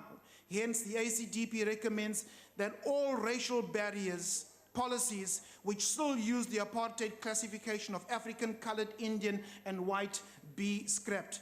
BBBEE has failed to reduce our Gini coefficient, and BBBEE must be scrapped. Let's look at importing or protecting our poultry industry from imports which are dumped in South Africa. I thank you. Thank you. The ANC.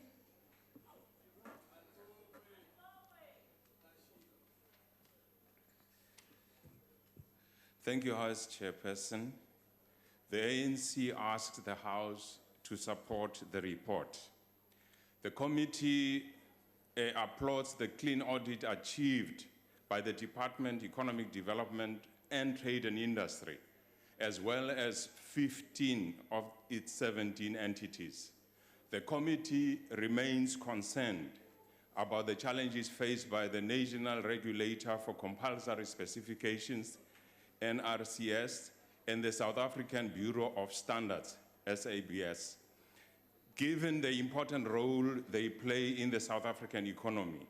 The committee will closely monitor the implementation of their turnaround strategy. Informed by the deliberations of the committee, recommends that the House request the Minister of Trade and Industry to consider, 1, engaging the Minister of Finance to coordinate and monitoring and enforcement of local content requirement as underpinned by the Preferential Public Procurement Framework Act.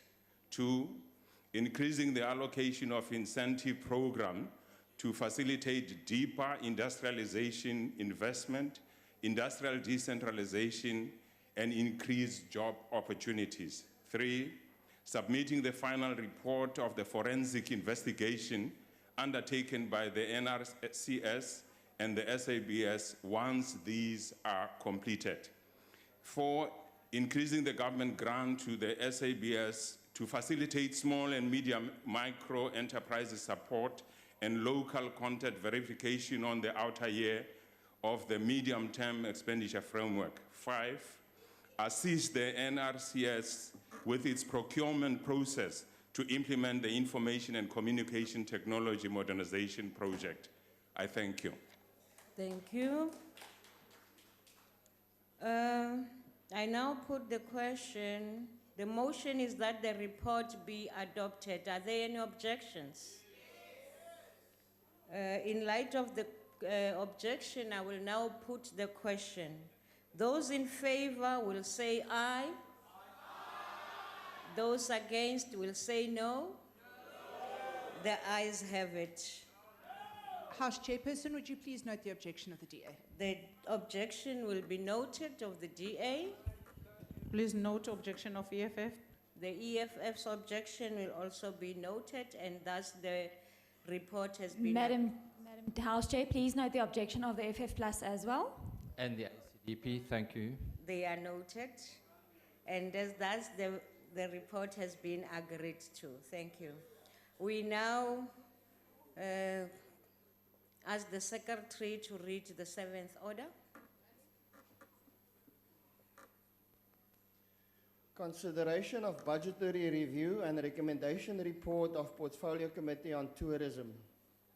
I will now recognize the Chief Whip of the Majority Party. Thank you, House Chair. I move that the report be adopted. Thank you. The motion is that the report be adopted. I can see there's a request for declaration. The DA, allowed.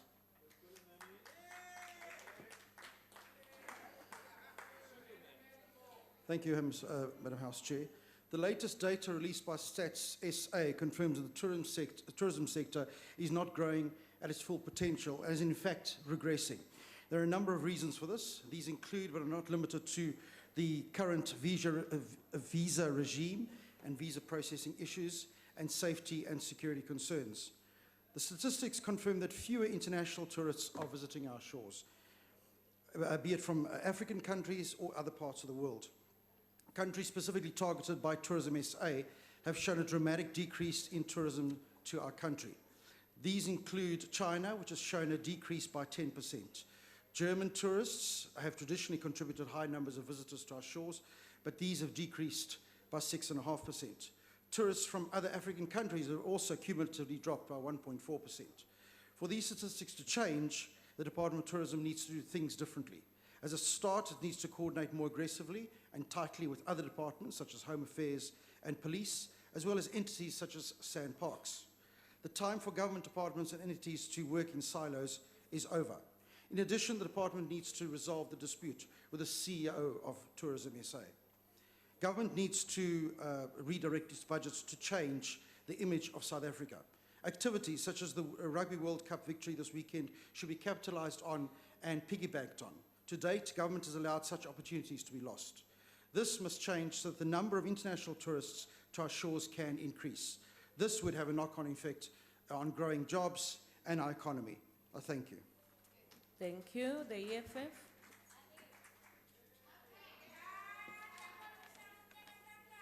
Thank you, Chairperson. the EFF is here to reject this report. This sector still remains the highly constricted sector controlled by few white people and exclude the majority of our people. It is white people who owns lodges, who owns nature reserves, who are in control and even state-owned nature reserves. It is these people who benefit from the tourism. The Department of Tourism has failed dramatically to change the nature of tourism in this country. Tourists still come to the same destinations controlled by the old club boys.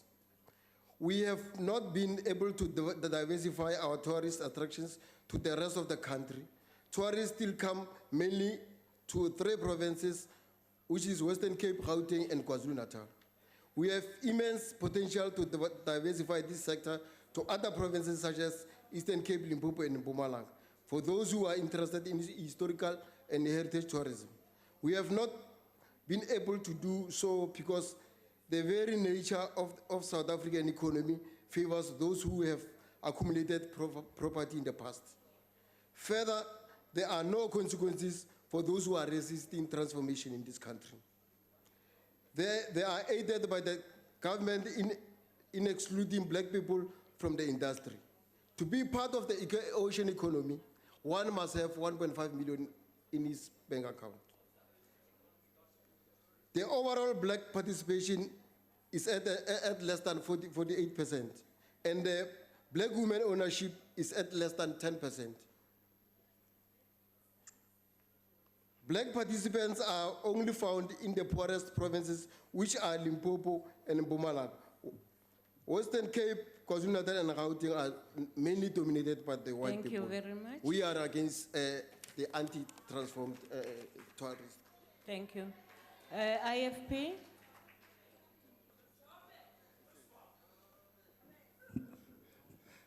Honorable House Chairperson, when the Inkatha Freedom Party voted on the budget at the beginning of this Parliament, we focused on issues of safety and water security that affect the tourism industry.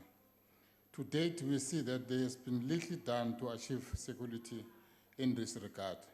Now we find the report that the department has not submitted the full extent of its fruitless and wasteful expenditure as required by PMFA in section 43.1. One must question how serious this department is under the leadership of the current minister. This report are vital in assessing the true state of the department and work on turn and around strategy in the interest of the state. The potential of this department is well known. In 2018, these sectors contribute 1.5 million jobs, and the 425.8 billion rand contributed to the economy. Yet there are figures which cannot be improved upon the unlocked more jobs and higher revenue for South Africa. The committee made 2 overall remarkable recommendations: that the Minister of Finance should work with the department to reprioritize the budget in order to further unlock the contribution that tourism makes the GDP, and that the Minister of Tourism develop strategy plans which include the participation and prioritization of villages, townships, and small towns. The IFA proposed that the budget be directed and spent on programs that are targeted for agri-tourism to support food security and tourism within the rural areas. Tourism in the rural areas need to be met with enough infrastructure, such as roads, formerly common areas of trading, and most importantly, water infrastructure. The department must also focus on training of people in the rural areas. Thank you very much. The IFP support the beautiful art. Thank you. FF Plus. Thank you, House Chair. Tourism is one of South Africa's leading industries. The department's role is to observe legislation, policy, and strategic frameworks for the growth of tourism. With the decline in tourism arrivals, one must have a look at the factors that cause such decline.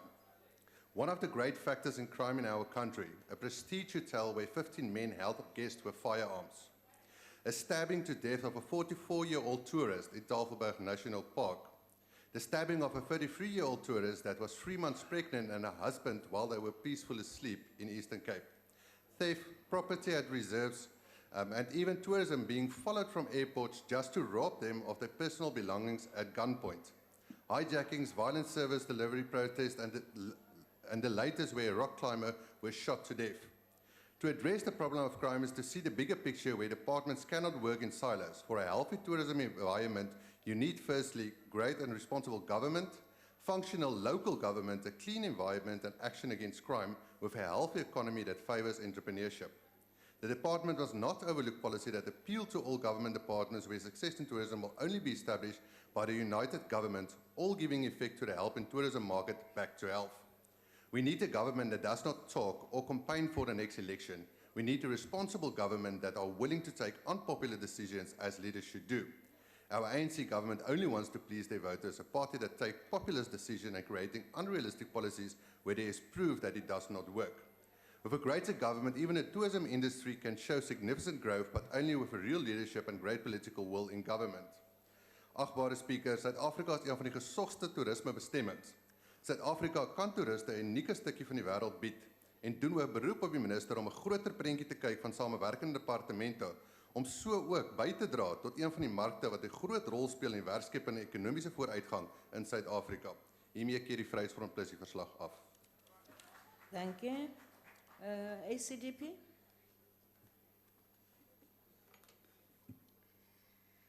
Honourable House Chair, die toerisme sektor speel 'n baie belangrike rol in die ekonomie van ons land.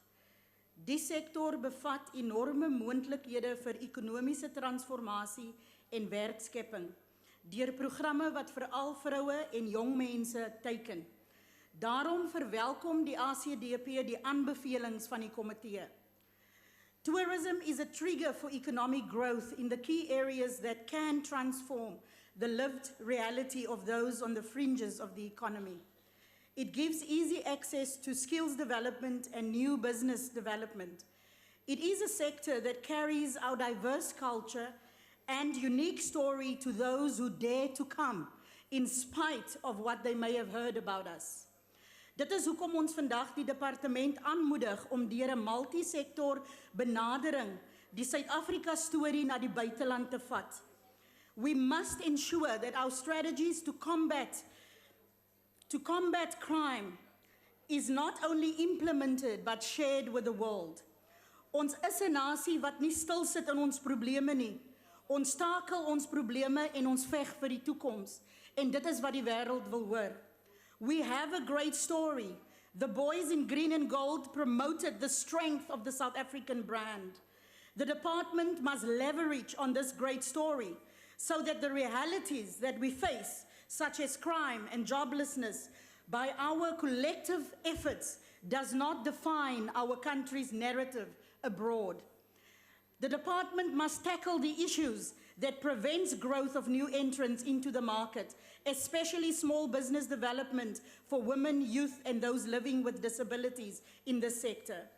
This department must make a genuine effort to tackle the recommendations put forward by this committee, because our brand South Africa has great value and we must believe and promote that. I thank you.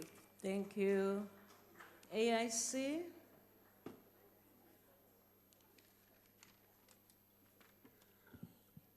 House Chair, thank you very much. The recommendations made by the committee are born out of by the role actually that the tourism sector is expected to exert as a catalyst for economic growth. While the committee is not satisfied with the financial and non-financial performance of the department and SA Tourism for the 2018-2019 financial year, the Department of Tourism, as the prime of the South African tourism market, has to work closely with the brand SA, South African Tourism Grading Council of South Africa, brand experience and visitors experience teams to bolster the tourism market.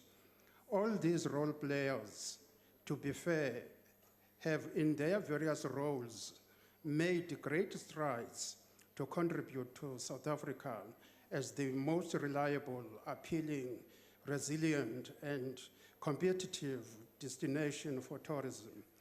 The rejection by the National Treasury of the committee's proposal for a tourism funding model for local government through determining a percentage of the budget that could be ring-fenced for tourism in the division of revenue allocations is deeply regrettable.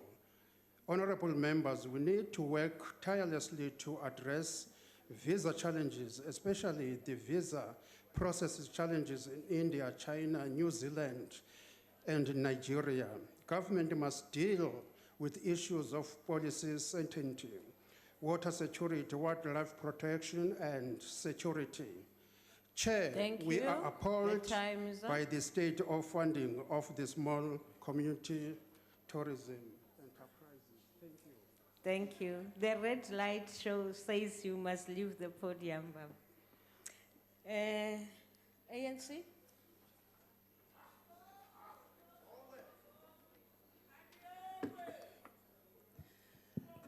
Honorable Chairperson, the ANC fully supports the bid report R because there is consensus in South Africa that tourism has the potential to create more jobs and contribute to inclusive economic growth. Our national target was articulated by the President in his State of the Nation address. It is to double international tourist arrivals to 21 million by 2030.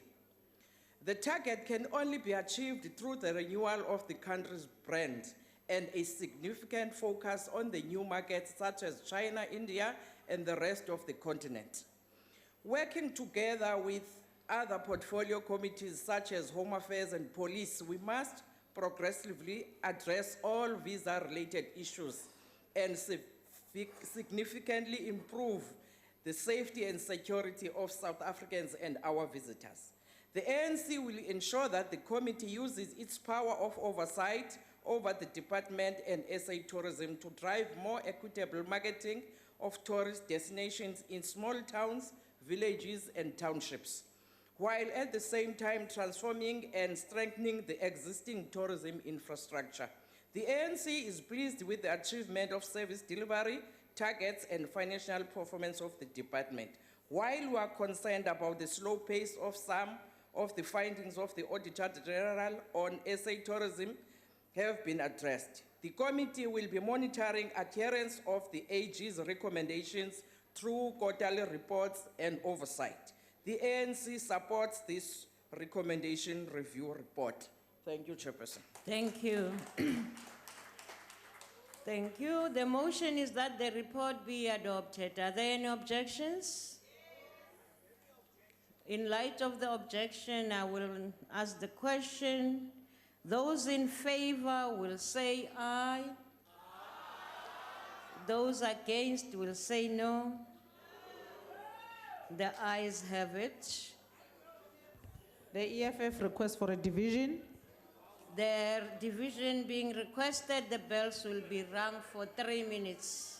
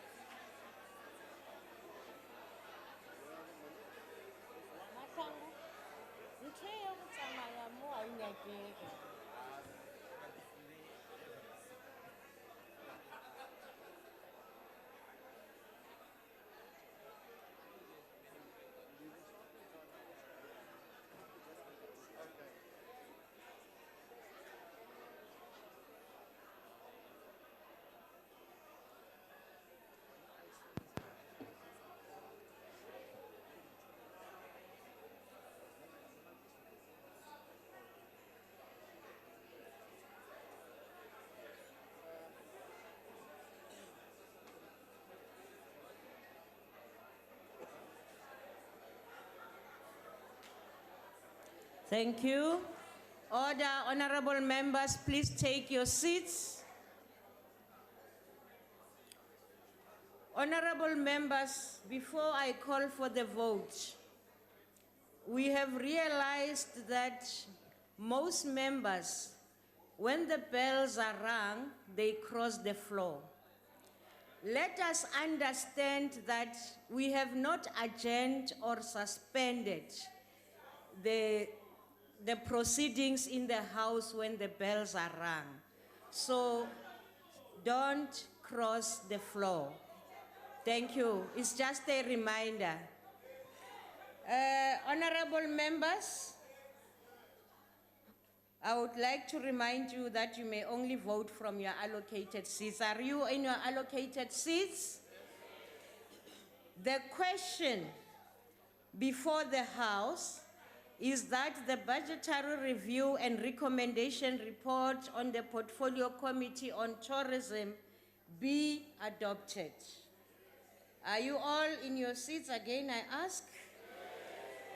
I have realized some members don't vote and it is not allowed.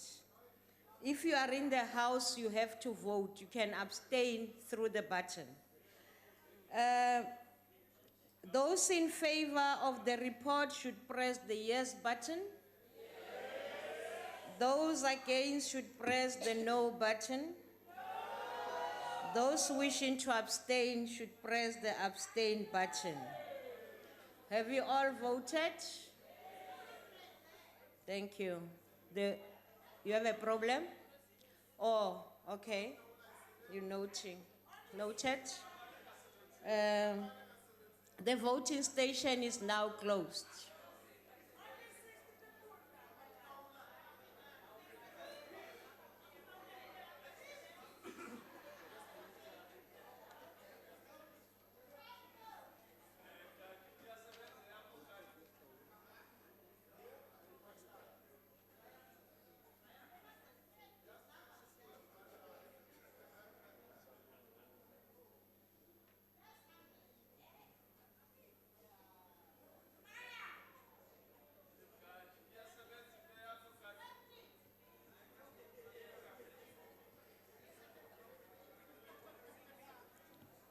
Mamsonti nenkosi Mandela, nifuna usizo, ngiyanizwa niyakhwelelana. Do you want assistance?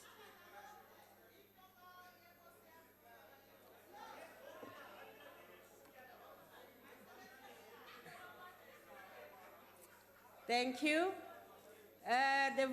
The results are as follows. Abstain 0, noes 42, yes 188. Thus, the report has been agreed to.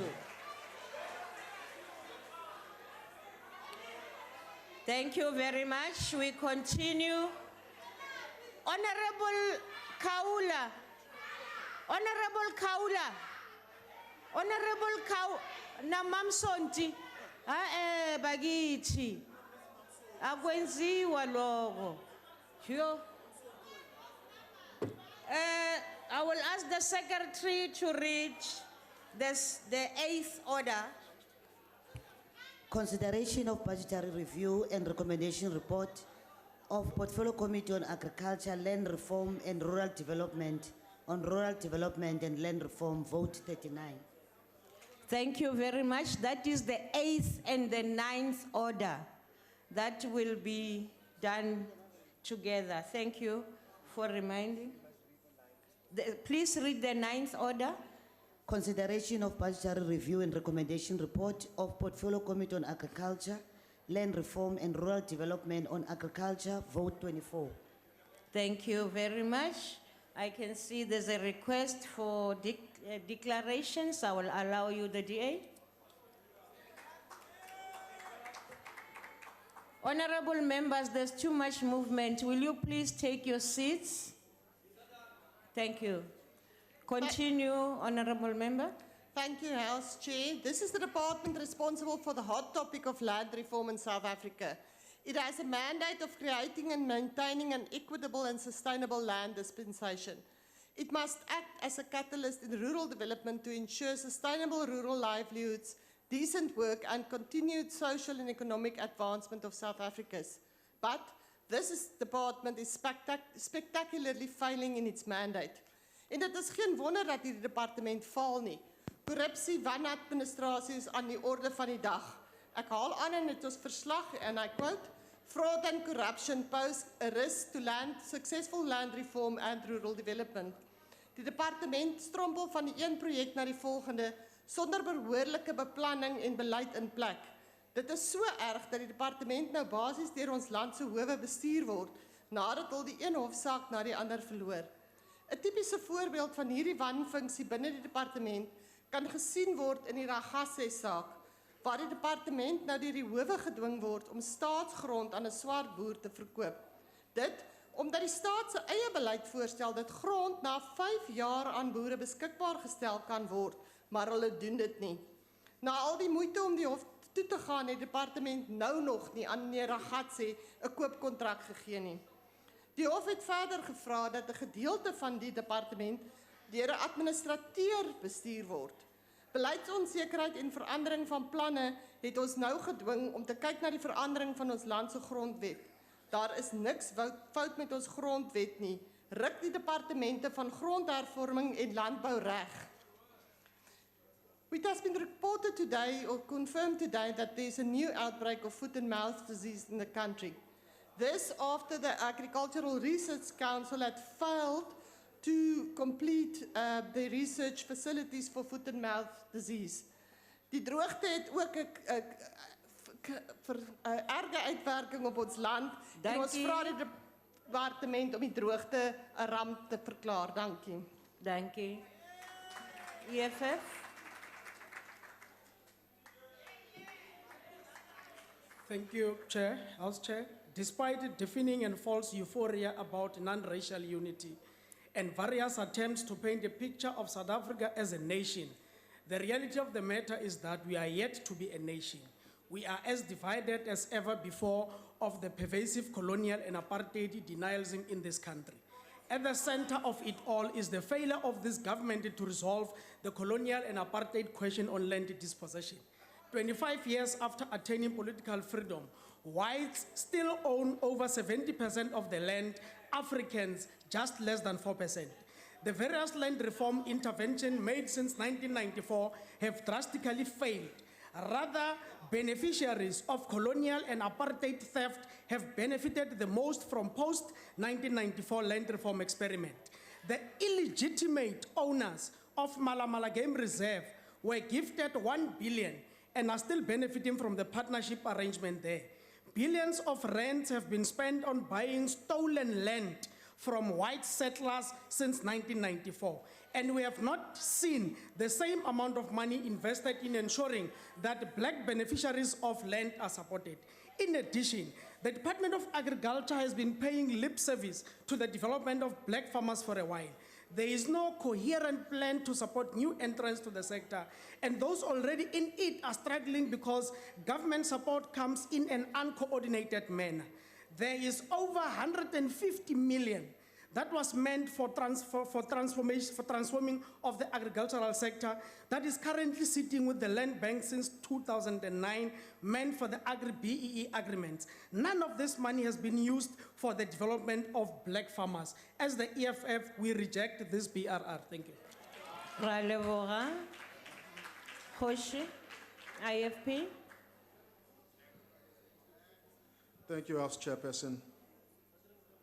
The Department of Rural Development has been neglecting the smallholder farmers as well as subsistence farmers.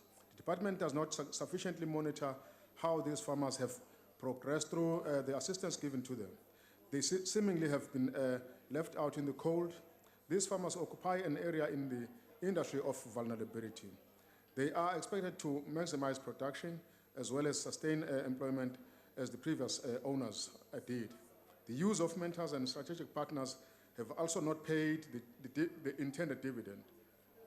We see that much of the funds allocated for farmers to use for development is diverted to the pockets of the mentors and strategic partners. This issue has an obvious negative impact on these vulnerable groups' ability to run a farm successfully. Consequently, this has led to the perception that land reform farmers are incompetent and a failure. We find that the department has also been leasing farms to people without the proper verification system in place to assess their ability and knowledge of the farming industry. Together with the short leasing periods and lack of due diligence, we often see land reform projects failing. The failure of land reform and to ensure the success of smallholder farmers affects South Africa's food security. Our constitution enshrines the right to food security and emphasizes the duty of the state to formulate legislation and measures to achieve the realization of these progressive rights. The right to food is not limited to one group of people, but for everyone, regardless of their disposition, and must be available, accessible, and adequate. South Africa's own National Development Plan and Global Sustainable Development Goals both prioritize the realization of food security and to end the hunger. Kunjalo siyawixhasa report stalo. Thank you. Sithokoze. Madam Breed, FF plus.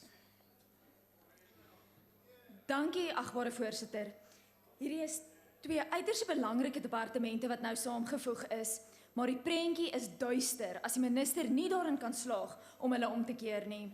Die audituitkomste skets 'n prentjie van verswakking in beide voormalige departement van Landbou, Bosbou en Visserye, sowel as departement Grondhervorming en Landelike Ontwikkeling, as ook hul entiteite.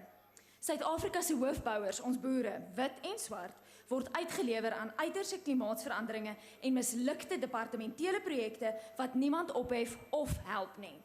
Kommersiële landbouers moet ondersteun en beskerm word om sodoende nodige werksgeleenthede te bou en selfs uit te brei, volhoubare landelike ekonomieë te skep en voedselsekerheid te bevestig. Die fokus van die departement bly egter op gefaalde, halfgebakte projekte soos agriparke wat op papier pragtig is, maar in praktyk onuitvoerbaar was en misluk het. Die komitee het met mooi prentjies en beloftes suksesvolle agriparke voorsien, maar op 'n nadere inspeksie het dit gebleik of hierdie prentjies nie die 100% korrekte waarheid was nie.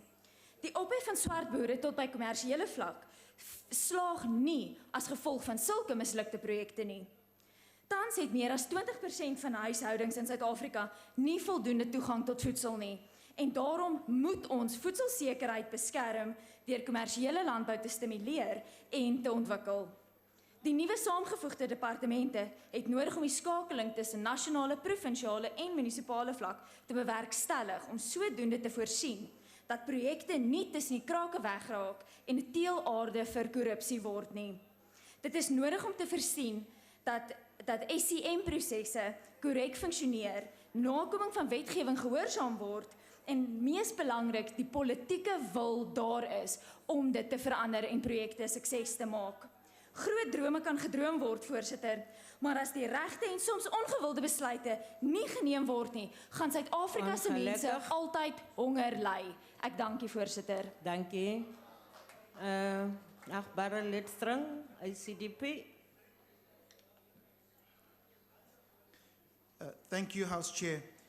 In considering this report, the ACDP is keenly aware that the mandate of the committee is to consider, amend, and/or initiate legislation that is specific to or impacts on agriculture, land reform, and rural development, monitor and oversee the activities and performance of the Ministry and the former Department of Agriculture, Forestries, and Fisheries and its entities. The department was appropriated a total of 7.7 billion in the financial year under review, a significant increase from the 6.7 billion that was appropriated in the 2017-18 financial year. As a result of under-expenditure in 2018-19, the department surrendered a total of 170 million to the National Treasury's Revenue Fund. The ACDP finds this alarming, particularly when land claims have not been settled, when millions of South Africans are eagerly awaiting to become first-time land and homeowners, and when thousands of potential farmers are waiting for assistance so that they can play a role in food security and become productive members of our bleeding economy. The department surrenders 170 million to the National Treasury's Revenue Fund.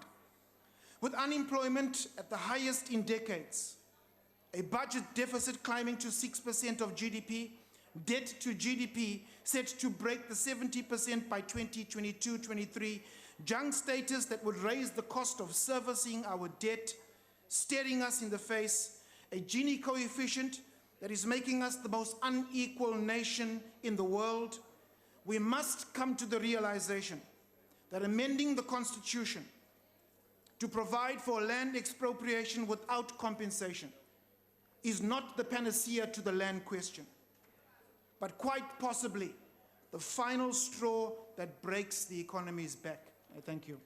Ra leboga, Mhlonishwa Mjaisa, AIC.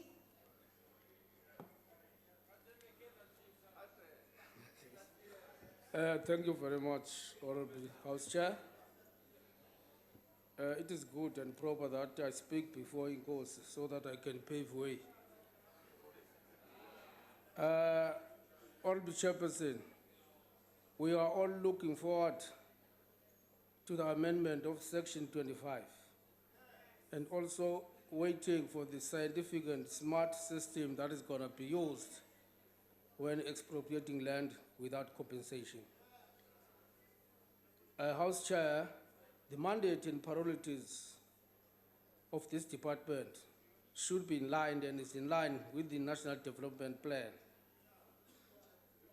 The land reform should include the rural areas and also create jobs and alleviate poverty, which is one of the triple challenges facing our country. Therefore now, we should provide for the food security because our people have long been living under poverty. So it is important now that we should provide for food security. Of course, the people in the land should be skilled, given proper skills, so that they know exactly what is it that they can do with the land that has been given to them.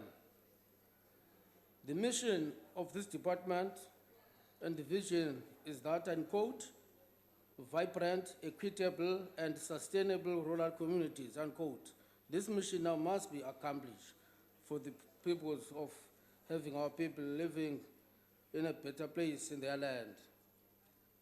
The land ownership is very, very crucial because it brings dignity to the people of Africa, more especially those that were previously disadvantaged. So the partnership with all the sectors of the society will bring about the integrated development and the social cohesion that is always talked about. We support this project. Thank you very much. Sithokozile. Inkosi Zwelivelile Mandela, ANC.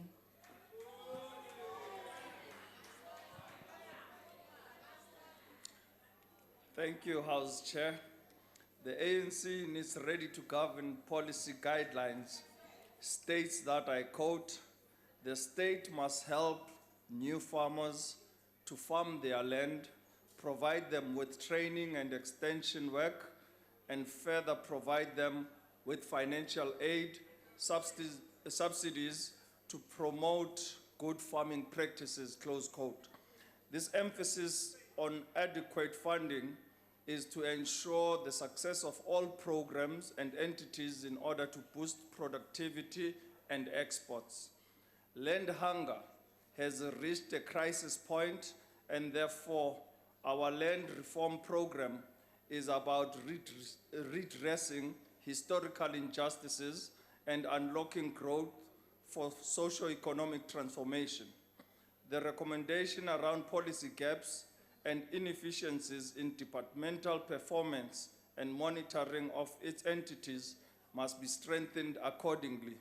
All outstanding land restitution claims must be settled within the legal provisions.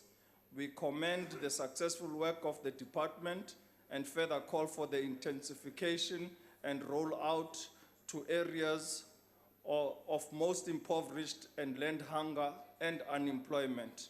The transformation of the rural landscape carries with it a renewed hope that we indeed can create and build a South Africa with a better quality for life for all by removing the vestiges of colonialism and24 I hereby, House Chairperson, on behalf of the ANC, support the BRRR of the Portfolio Committee of Vote 24 Agriculture and Vote 39 of Land Reform and Rural Development.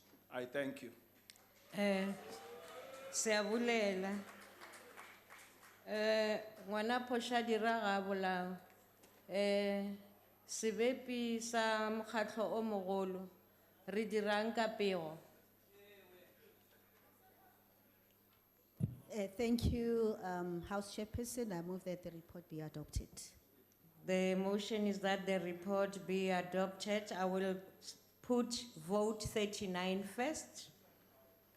Are there any objections to the vote being agreed to? In light of the objection, I will put the question.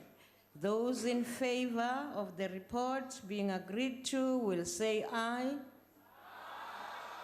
Those against will say no. The ayes have it. House Chair, would you please note the objection of the Democratic Alliance? The objection is noted. The EFF calls for a division. It's land. The division having been called, we will now ring the bells for 3 minutes.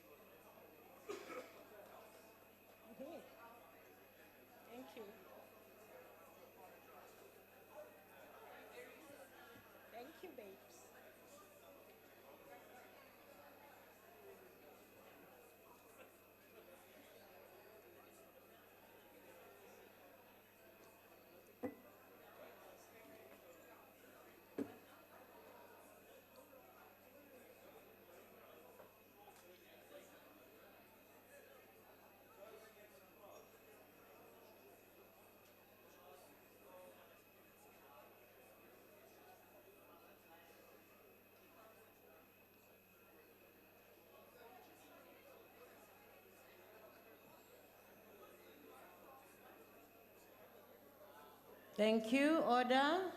Honorable members, please vote from your allocated seats.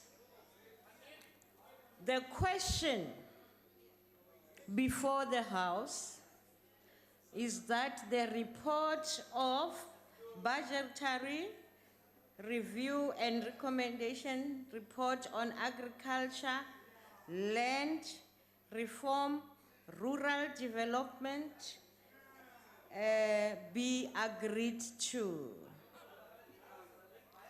Are there any objections? Are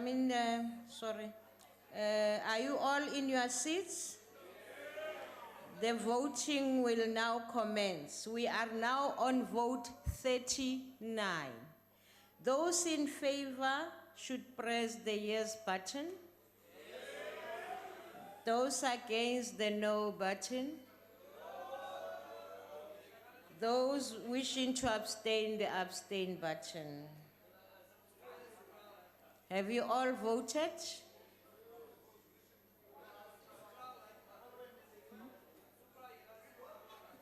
Thank you. The voting is now closed.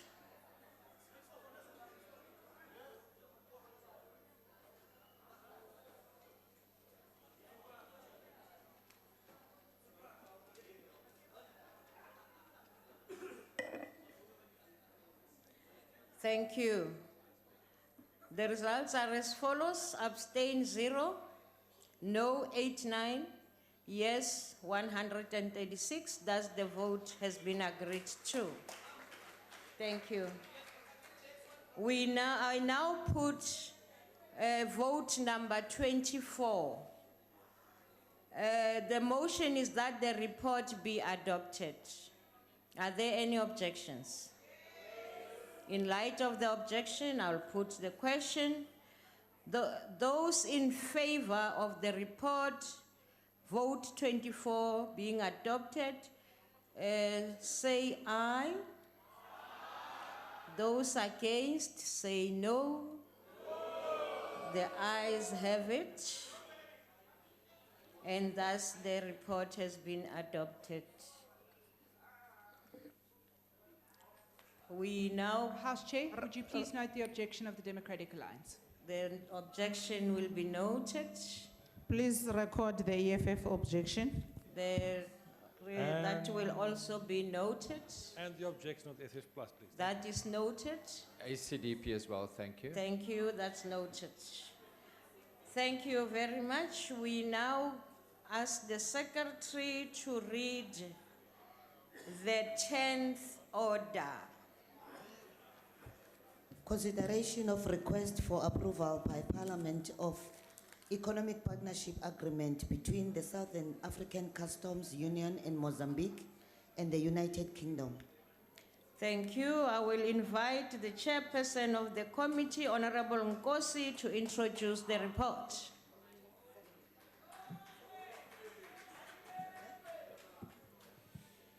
Good afternoon, House Chairperson. I rise to introduce the Portfolio Committee of Trade and Industry's report on its consideration of the Economic Partnership Agreement between the Southern African Customs Union and Mozambique and the United Kingdom of Great Britain and Northern Ireland. The Portfolio Committee of Trade and Industry, having considered the request for approval by Parliament on the Economic Partnership Agreement between the Southern African Customs Union member states and Mozambique on the one part, and the United Kingdom of Great Britain and Northern Ireland of the other part, recommends that the House, in terms of Section 2312 of the Constitution, approve this said agreement. The purpose of this agreement is to provide stability for the trading relationship between SACUM countries and the UK once it formally exits the European Union and may no longer utilize the existing trading agreement between the UK, EU and SACUM countries. The SACUM countries are Botswana, Eswatini, Lesotho, Mozambique, Namibia, and South Africa. In this regard, the UK IPA provides transitional arrangement to enable South African traders to continue their existing trading relationship with the UK. It will maintain duty-free, quota-free access for exports from Botswana, Eswatini, Lesotho, Mozambique, and Namibia into the UK. For South Africa, tariff rates quota for 13 agricultural products as currently provided under the Southern African Development Community EU IPA will be maintained. In addition, South Africa has secured favorable tariff rate quota for market access for these agricultural products into the UK, particularly for sugar and wine volumes. As the UK is not in a position to negotiate on a new issue, a building agenda has been agreed to and will be addressed during the future negotiations with the UK after it officially exits EU. These include duty-free, quota-free market access for South Africa, or an increase of tariffs from quota volumes, regional accumulation to allow Botswana, Eswatini, Lesotho, Mozambique, and Namibia to integrate their products, especially basic agricultural products, inputs into the South African manufacturing process. The other is the inclusion of certain types of vehicles, the utilization of the export taxes, enhance cooperation of technical barriers to trade, such as standard and conformity assessment procedures, the utilization of the agricultural indicators, and the introduction of the electronic certification system. South Africa has a positive trade balance with the UK. The UK continues to be one of the South Africa's traditional trading partner.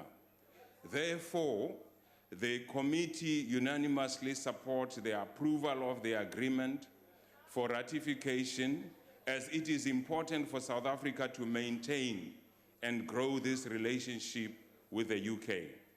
I submit this report for consideration. Thank you. Thank you, Honorable Member. Are there any objections to the approval of the Economic Partnership Agreement as it appears on the order paper? Oh, there is a member to do declarations. You are allowed.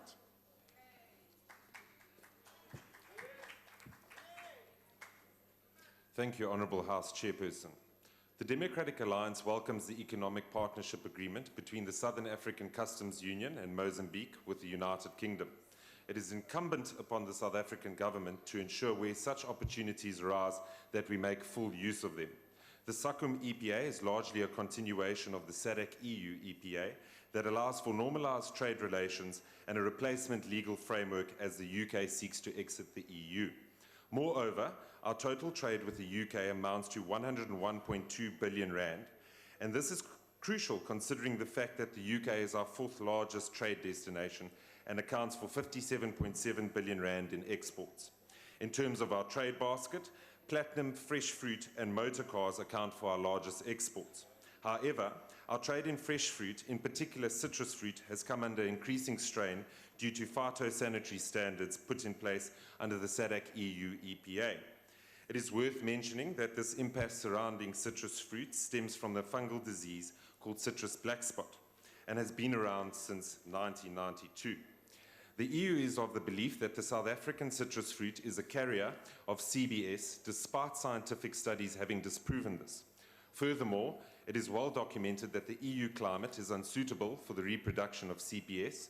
Therefore, it can only be reasonably assumed that the CBS argument has been used as a non-tariff barrier alongside agricultural subsidies provided to farmers in the EU. According to the Bureau for Food and Agricultural Policy Institute, the citrus industry is saddled with a cost of 1.86 billion rand in additional inputs in order to comply with CBS protocols. Surely this cost is unsustainable, and surely this money could be put to better use by expanding citrus production in South Africa, thus creating more jobs and contributing towards the expansion of our country's agricultural sector. Therein lies the opportunity to negotiate new terms and regulations with respect to citrus exports.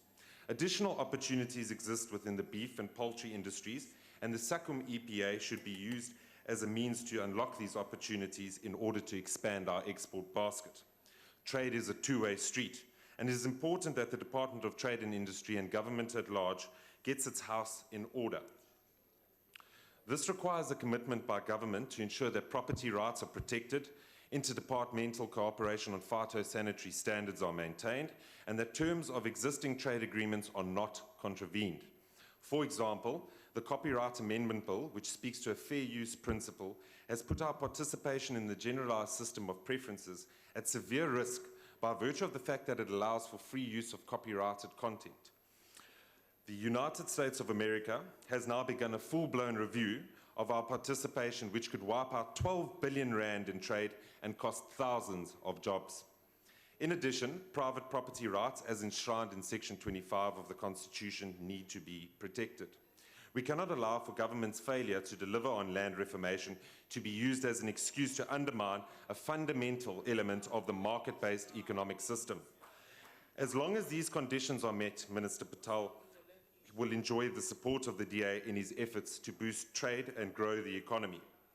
The Springboks may have effected their own version of Brexit on Saturday at the Rugby World Cup final, but this is not indicative of our long-standing political and trading relationship. The DA looks forward to deepening and strengthening our trade relationship with the UK and will continue to support measures taken to achieve this. I thank you. Thank you. Ma'am Yako, EFF.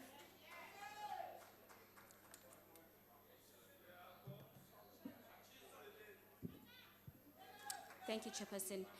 In September, the Minister of Trade and Industry, Mr. Patel, paraded a so-called SACUM UK economic partnership deal. And we said it then and we will say it again. There is no fundamental shift that is going to happen in the trade relations between Southern Africa and the colonial racist Britain and the UK in general. This is nothing but a new colonial status which will continue to benefit the minority white agricultural practitioners, European manufacturers, and allow mining companies, some of whom are criminal syndicates like Denko, to continue to enjoy unfettered access to our mineral resources while our people do not benefit. What we're dealing with here is the problem, protection of white monopoly control of the economy in South Africa. Here's what we should be doing as Southern Africa and the continent. One, we should first and foremost realize and appreciate that our development as the region and African continent is linked and should happen as one thing. Number two, we must begin to talk about African economy more and trade. And three, we must follow African Free Trade Agreement, which must fast-track the process to establish one currency, an African currency. Lastly, we must begin to regulate as a continent goods that come to Africa and mineral resources that leave the continent, and agree that more than 70% of all minerals must be beneficiated in the continent. If we continue to trade as the individual countries within the world, even agreements such as SACUM are rendered useless. In South Africa, we must repurpose state-owned entities such as Eskom, Transnet, SAA, and DINAW to play a much broader and critical role in the development of Africa and building of infrastructure, instead of celebrating and agreeing to some colonial arrangement that should have died in 1994. I thank you, Chair. Thank you. Inkosi Tebekulu, IFP. Thank you, House Chair. Inkatha Freedom Party welcomes the signature by the Southern African Customs Union, Member States and Mozambique, which was signed on the 10th of October 2019 in respect of a new Economic Partnership Agreement with the United Kingdom of Great Britain and Northern Ireland. This agreement will most certainly provide a great deal of certainty and comfort as regards the continuation of trade between all parties once the UK is no longer a member of the European Union. An implementation of the agreement must be prioritized in order to ensure that its objectives are met and has the full support of the Inkatha Freedom Party for the approval of the House in terms of Section 2312 of the Constitution of the Republic of South Africa. I thank you. Thank you. Agbare lid Mulder, FFP, FF+.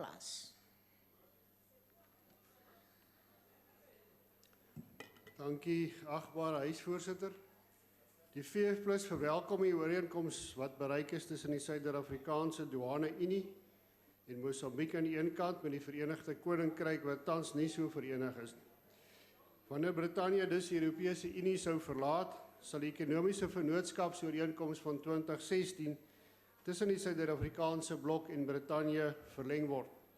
Handel tussen Suid-Afrika en Brittanje het in 2018 tot meer as 100 miljard rand gestyg en moet beskerm word. Ek dank u, voorsitter. Thank you. Honorable Thring, ACGP.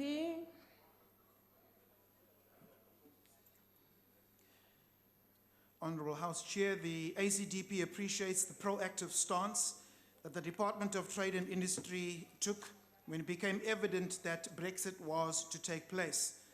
The SACUM UK EPA, once ratified, will avoid a trade disruption by rolling over the SADC EU EPA to a standalone agreement.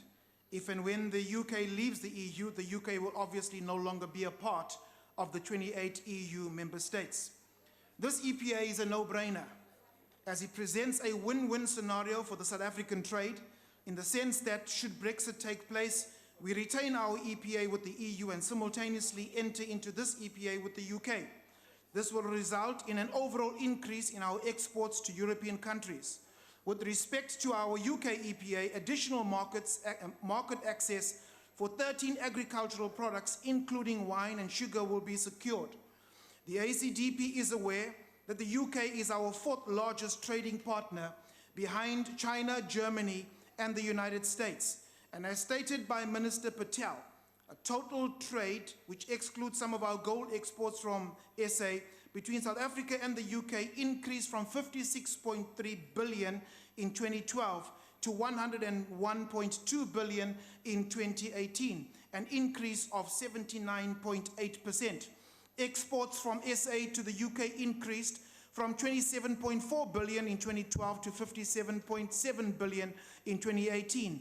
In terms of employment created from exports to the UK, it is estimated that there are some 56,000 direct jobs and 117,000 indirect jobs that will be created. In essence, the effects of the agreement enable South African businesses to continue to export their products to the UK and ensure that there is continuity within this market.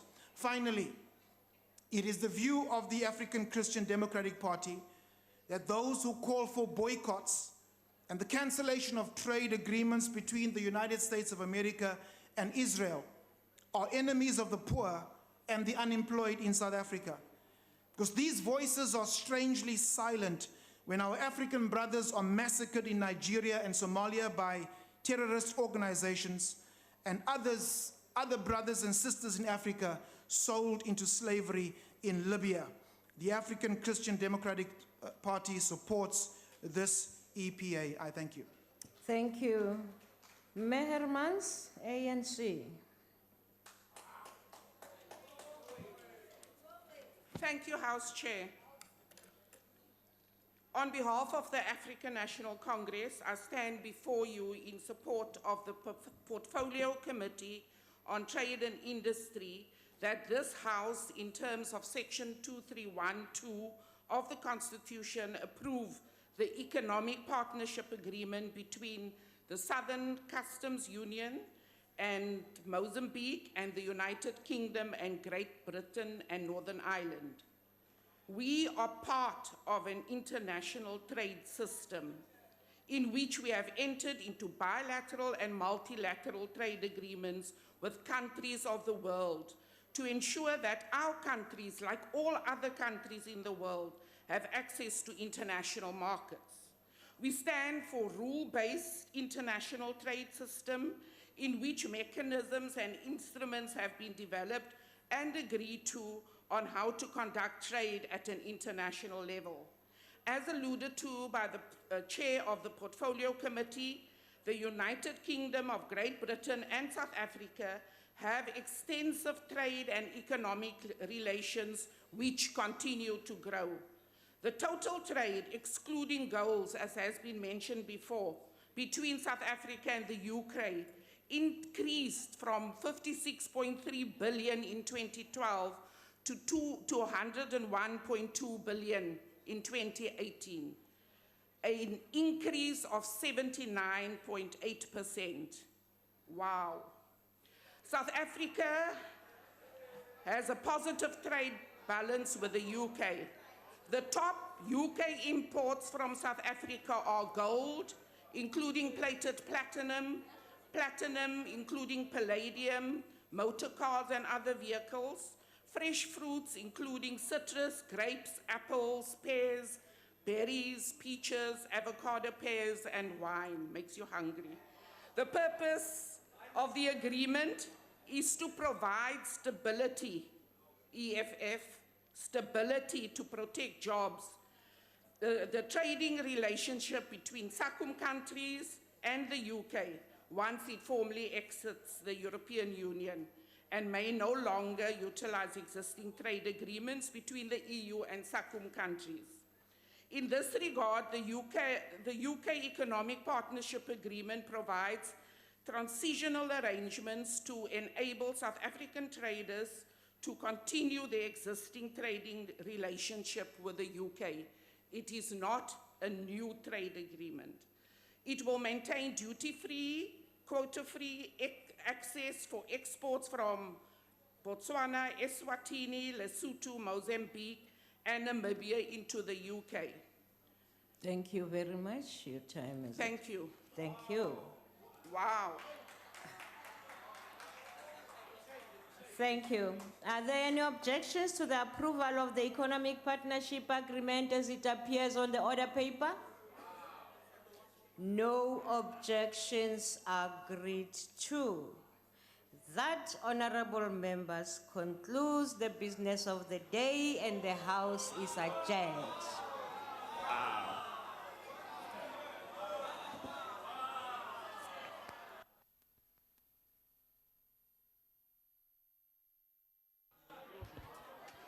Honorable members,